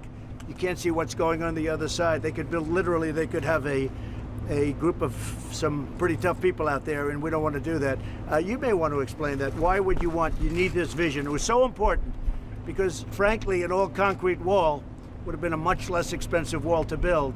But from the standpoint of Border Patrol, they were very much opposed to it. Go ahead. So, sir, as you mentioned, our agents patrol along these walls, and as they get closer to that, being able to see the threat through the wall prior to a rock coming over the fence or something else coming over the fence at them, it's an officer safety thing, sir, and we appreciate it. Good. Yeah, it worked out, and I understood. Sort of interesting. I always envisioned maybe it's a solid concrete wall. That would have been easy to do. But every time I had a meeting with Border Patrol, with ICE, with the general, with everybody involved, with Kevin, with Mark, they said, sir, we have to be able to see through. If you don't see through, this thing is not going to work. It's not going to be a good situation. They even talk about things where somebody would be walking on one side of the wall and they would throw up bags of drugs that weigh 100 pounds. They would catapult it up and over the wall. And it was, I mean, we've had instances where people got hit on the other side because you don't see who's over there. So having the wall, though, it's more expensive, but it's the right thing to do. And people that have seen it, other countries are now coming, as you know, and they're studying the wall because other people are thinking about something. The only thing is I'm not sure that they can afford a wall like this. This is really, I will tell you at a certain point if I get their approval. We've had 3 of them already. They're coming and they're studying the wall. But I'll let you know if I can get their approval, I'll give that. Who asked that, Jeff? I'll give you that information if I can. I want to ask their approval first, okay? So that's pretty much it.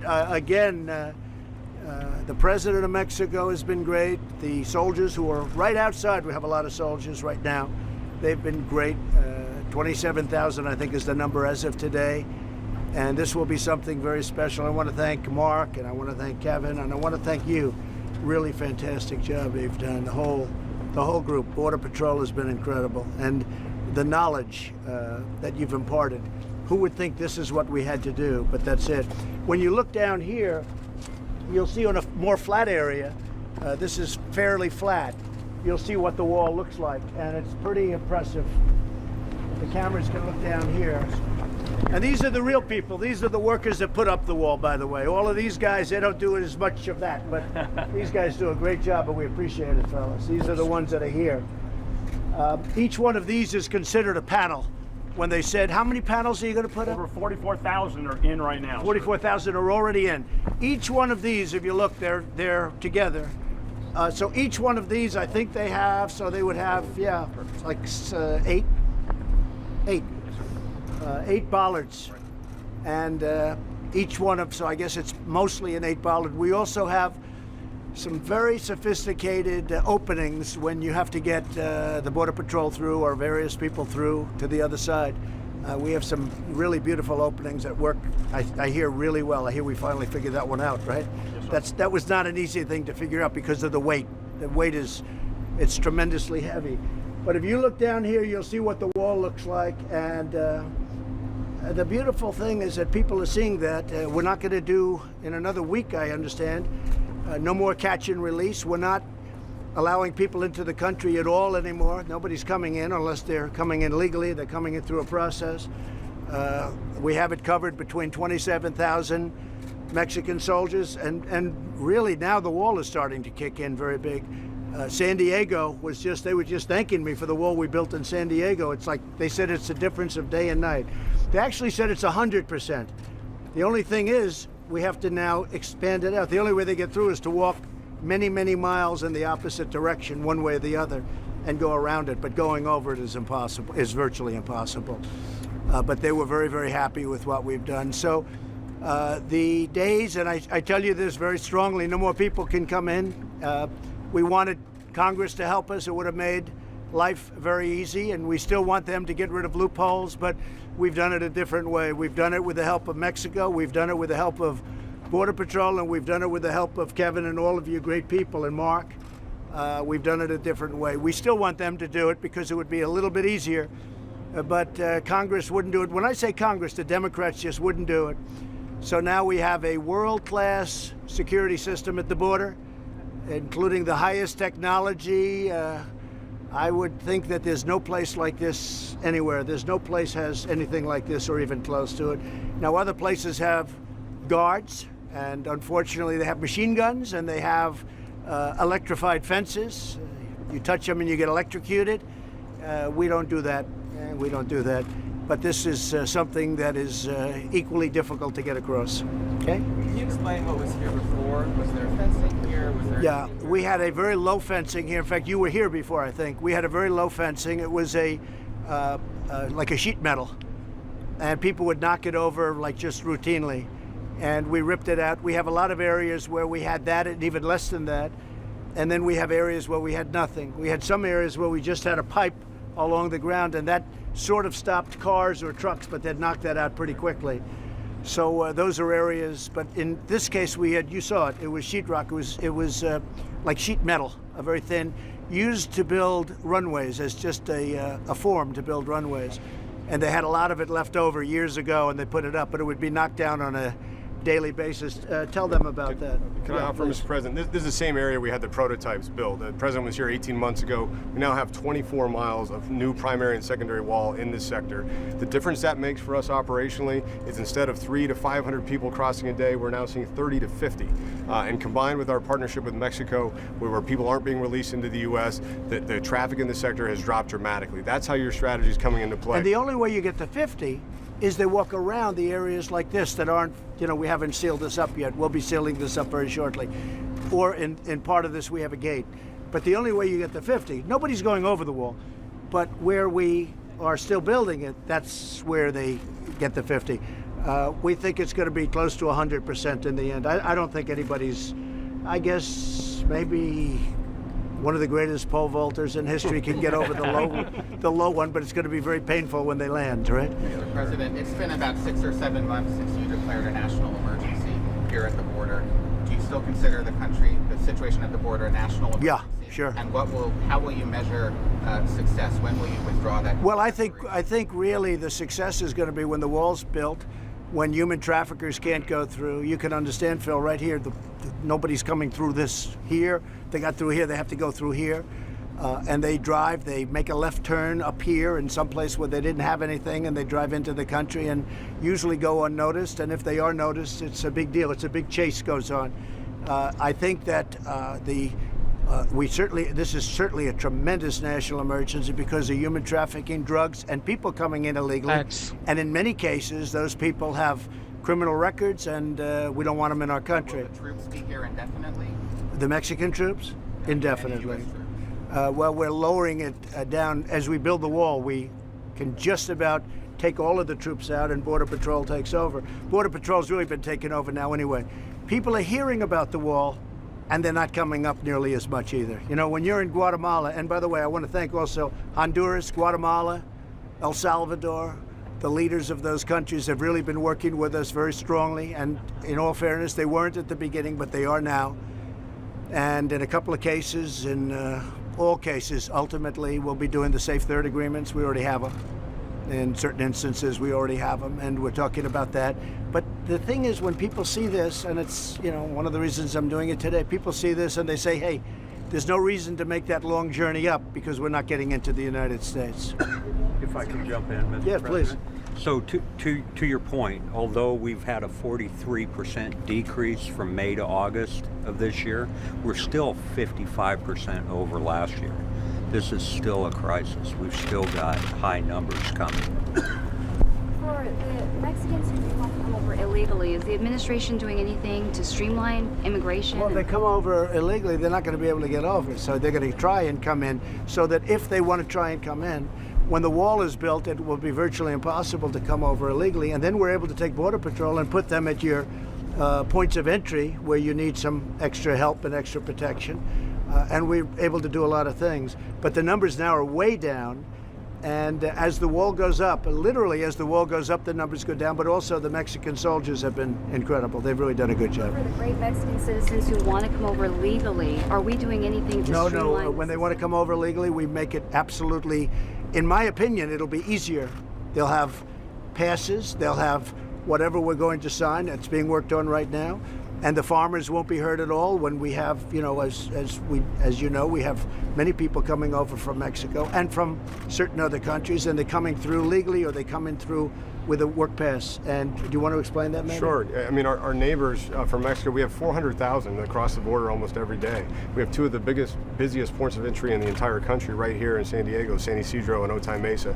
So the border crossing cards for daily commerce, the longer term visas for employment, those are going to continue to be issued for people who follow the lawful process. You said in 2016, Mr. President, that Mexico would pay for the wall. Do you feel like you've kept that promise? Well, they're paying for 27,000 soldiers, as you know, and I am so, we are all thrilled. You know, Mexico has never done anything to impede people from pouring into our country, and now they're doing just the opposite. They've really been incredible. I also think it's good for Mexico because they're breaking up the cartels. The cartels were really a problem.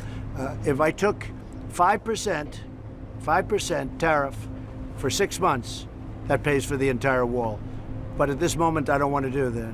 But if I charged a 5% tariff on Mexico with all of the cars and everything else that comes through in commerce for 6 months, that would fully pay for the wall. At this moment, I don't want to do that because I'm really happy with what Mexico's doing. Now, Mexico's doing this because they don't want to be tariffed.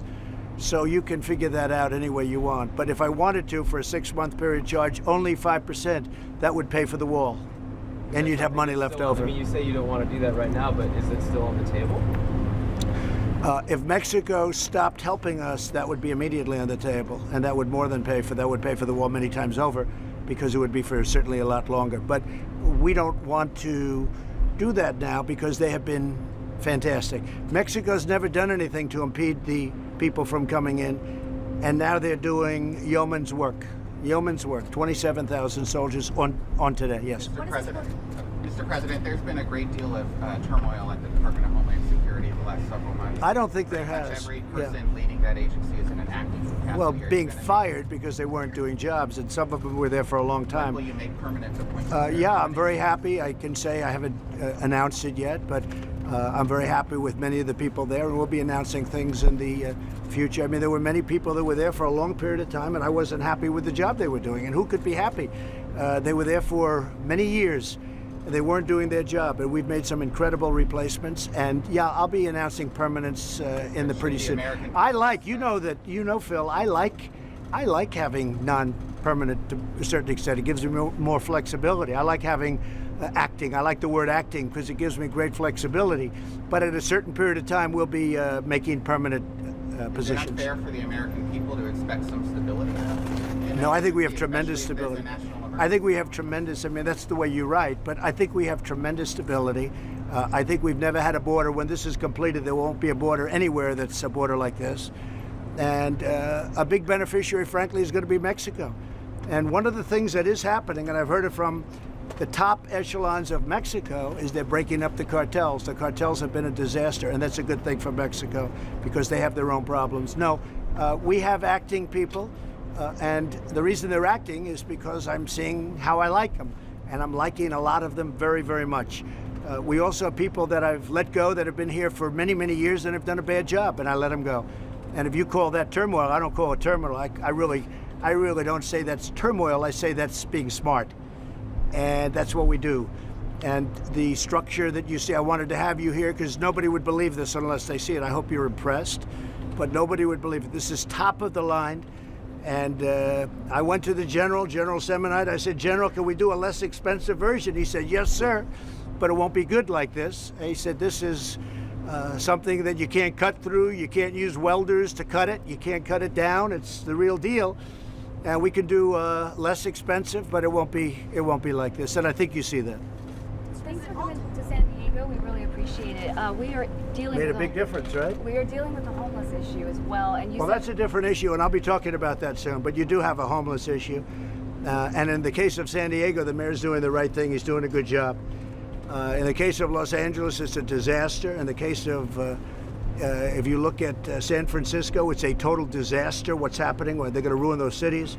And we're going to get involved very soon on a federal basis if they don't clean up their act.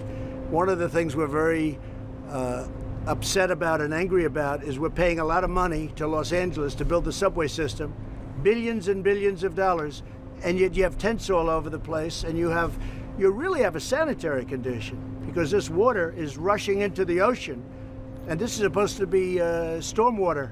It's not supposed to be sewage, and it's turning out to be sewage. And if these Democrat liberal politicians don't straighten it out, the federal government will have to come in. We're not going to lose cities like Los Angeles, San Francisco, and others that are great cities. We're not going to allow that to happen to our cities. And we also want to take care of the people. And I'll even put the people first. Let's say we're going to take care of people, but they shouldn't be living like that. And it's destroying the city, and they're being destroyed. They're being further destroyed. But that's for a different day. It's going to be very soon, though.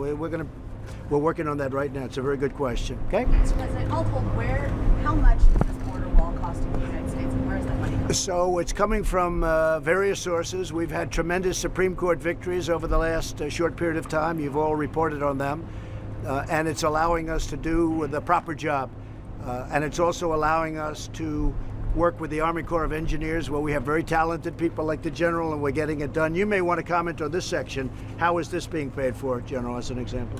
This was through regular, normal congressional appropriations. Part of this was in FY17, part was in FY18, but it came through CBP appropriations. And what about the tunnel? I'll give you an example. They tried to stymie us by saying $1.6 billion, but only for renovation. Well, if they have a little 8-foot wall, 7-foot wall, or 10-foot wall, that's like, they just pull down the panel and they walk across. And if we rip that down, I guess you could say that's renovation. So, we've used some of this water. Some of this comes right out of the budget. Much of the wall comes out of the budget. But if we have even a small piece of steel going around, that's called a renovation, because we take the piece of steel out, we put up a 30-foot wall. And so in many ways, that works very much to our advantage. Did you expect to have more of this done when you were talking about it in 2016? No, I think that I've always heard 500 miles. That was always like a number, because, you look behind and you see, even here, we're going up the side of the mountain. But in some cases, you can't. It's very, very hard to traverse. In some cases, you have areas that nobody's going to even get near. So the number I heard was 500. What we're going to do is we're going to stop at anywhere from 400 to 500, and we're going to see where else we may need something, and we can add pieces to that. But you really won't know until you stop, because you're going to have tread paths. It's like, where are they going to go, where are they going to walk? So we're going to get up to about 400, and then we're going to look and see whether or not we have to go much more than 475, 500. It could be at maximum, I would say, 550. So we might add another 50, but we won't know that until it's complete. Does that mean you don't think you need a wall along the entire U.S.-Mexican border? Well, you couldn't even do it, because in some cases you have rapidly moving rivers, which are in many ways more effective than a wall. In some cases you have mountains, and they're very dangerous mountains, which in many cases are more effective. So you wouldn't need that. You have a little bit less than 2,000 miles, and you have 500 miles where it's really space where people can come through, and you may have a little bit extra, but about 3/4 of it is covered by natural terrain, where the terrain doesn't allow people to get through. Mr. President, you said earlier that you wanted the wall to be painted black and have the spikes at the top. Why did you? I do. The general feels that we're better off letting it be a natural rust, letting it be the way it is. We'll make a determination as to painting it later. This will be a good, strong rust color, and we'll see. We'll make that. It's not a big deal. The black attracts more heat even than this color, but this is your natural steel, and I think we're going to see how it works out. We can paint it at a later date if we decide to do it. I think the real issue, though, is that it goes back to economics. And so when you are able to use that money to be able to get more miles, therefore you're able to resist the threat better. It's not a huge amount of money, but it's enough to build many, quite a few more miles. And I think we want to do that. And we can paint it at any time. We can paint it later on. Can I just ask you again quickly about Iran, Mr. President? Yeah. About we expect to see military strikes coming soon, and John Bolton apparently was critical of you today, both your policies on Iran and on the Taliban. Well, I was critical of John Bolton for getting us involved with a lot of other people in the Middle East. We've spent $7.5 trillion in the Middle East, and you ought to ask a lot of people about that. We are doing it the right way. We're doing it the smart way. It's very easy to go in. We could go in one instant, just one phone call. We could go in, and we'll see. And that might happen. That might happen. But we will see what we will see. John was not able to work with anybody, and a lot of people disagreed with his ideas. And a lot of people were very critical that I brought him on in the first place because of the fact that he was so in favor of going into the Middle East, and he got stuck in quicksand. We became policemen for the Middle East, and it's ridiculous. So, and I've always felt that. I always felt it. From day one, I felt it. Even though I wasn't in government, I felt it. But I think that you will see what happens, and we'll see what happens. He also said on your North Korea policy that negotiations with the North Koreans were doomed to failure. Well, it's easy to say that. He may be right and he may be wrong. I mean, let's see what happens. Only time will tell. In the meantime, for 3 years, there's been no nuclear testing. We've gotten our hostages back.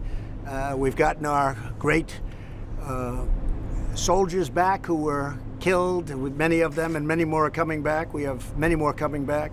And the families of those, we call them our heroes. And they were our heroes, and they're coming back.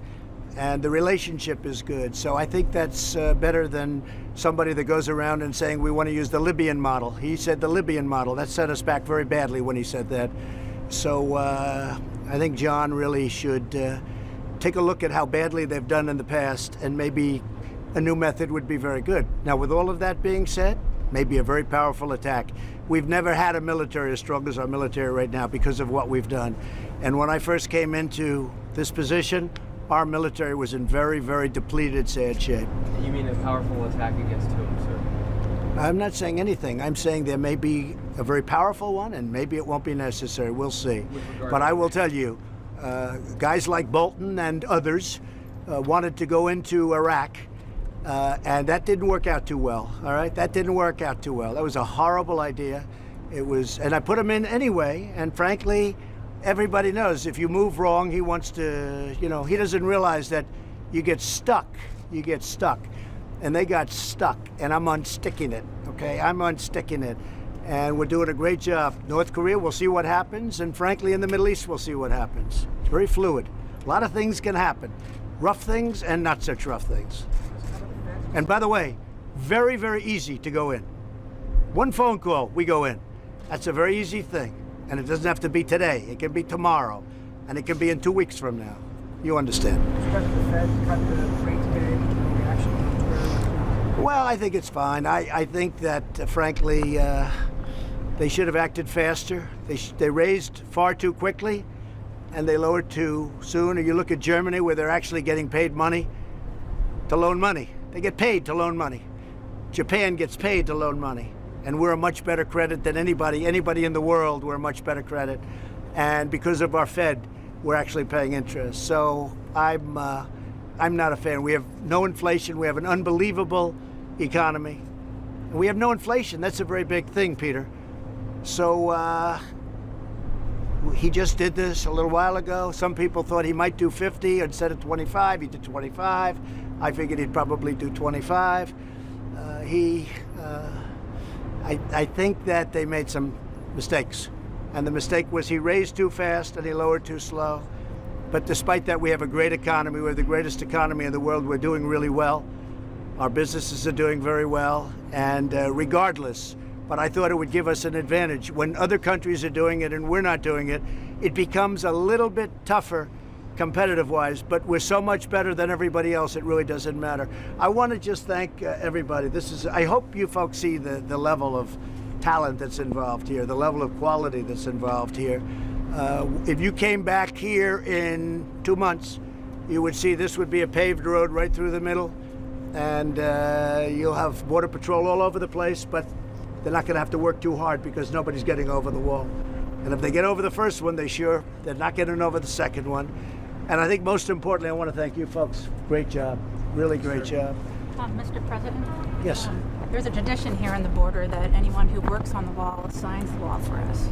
Sign it. Would you do I'll that for sign us it. Let's today? go. I'm going to sign it. Thank you very much. See you back on the plane. Maybe we'll speak on the plane. Thank you for tuning in into the live stream. You know what time it is. It is your boy Genesis. You know what time it is. All right. You've heard the 45th President of the United States, now 47th President-elect Trump. And with that being said, that would be the stream for this morning. It is currently 9:37 a.m. and today's date is the 3rd of December 2024. The year is coming to an end. Shout out to Slim Barbie Savage. Shout out to Fresh to the Bone G. Shout out to Will Leeser.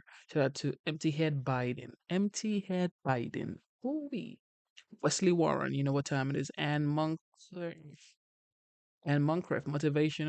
Motivating moms. God bless you. All right. Double tap your screen right now. Let's get the likes up. Double tap your screen. Let's get the likes up. Double tap your screen twice. And let's get the likes up, okay? With that being said, that is the stream for this morning. We will be back. I'm just getting some news now that China has just, I think, barred. Let me get the information for you guys. China just barred the United States from export or something like that. Let me get it for you. Okay, so China announces ban. China. I don't know why my mic is just messed up. China. Okay. China announces ban on rare mineral export to the United States. Okay, China announces ban on rare mineral export to the United States. So that includes chips, technology stuff, and that just happened today. The banned mineral includes gallium, germanium, antimony, and other vital military applications, with seize immediately on national security grounds. Additionally, the export of graphite will face stricter scrutiny. So, yeah. Shout out to Biden because this is under Biden's regime. Okay. And we're expecting the 47th to come back here strong and make everything work out great. Brandon Weaver says they are preparing for war. I doubt that. I doubt that because nobody really wants war with the United States. And hopefully it doesn't happen, okay? Anything can happen in this world, but hopefully it doesn't happen. But Brandon says they are preparing for war. But this right here, for them, banning stuff and making it seem like they're preparing for some sort of retaliation or whatever, that's like bad news. That's definitely bad news. But we don't want anything like that, okay? We're going to advocate for peace and hopefully peace reigns because that's all we can pray and hope for. With that being said, thank you for tuning in. We will be back. It is your boy Genesis. Instead of looking for perfection, seek for consistency. Never give up on yourself. Never give up on your dreams. Never give up on God. Believe in yourself. Believe in your dreams. Believe in God. You know what time it is. God bless you. Oh, Brandon says with Taiwan, but United States is Taiwan ally. So if they're preparing and they're preparing for war against Taiwan, that is bad because the United States is allied to Taiwan. So United States has to support Taiwan. So that means what? That's gonna be with the United States as well, because that's what it means. Because United States supports Taiwan and United States does business with China as well. So nobody wants smoke to that level. Okay, nobody wants that level of smoke. Nobody wants that level of smoke. All right, ladies and gentlemen, thank you for tuning in. It is your boy Genesis. Double tap your screen. Let's get the likes up. Let me show you how to like the live stream one more time. Let me go on my page. I'll show you how to like the live stream right now.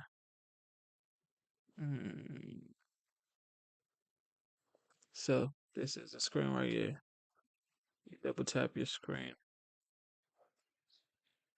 Double tap your screen twice to like the live stream. And yeah, guys, thank you. And I will be back later today to give you the updates for the day. This was just, I was trying to motivate everybody, okay? This is stay motivated. 2024 is almost over, okay? Curtis says, I am so glad the 47th is now, and those are the notes are out of the next 4 years. Absolutely. Absolutely. Absolutely. Yes, y'all. All right. Thank you. I will be back. God bless you. Shout out to the veterans. Shout out to the veterans. Okay. Thank you.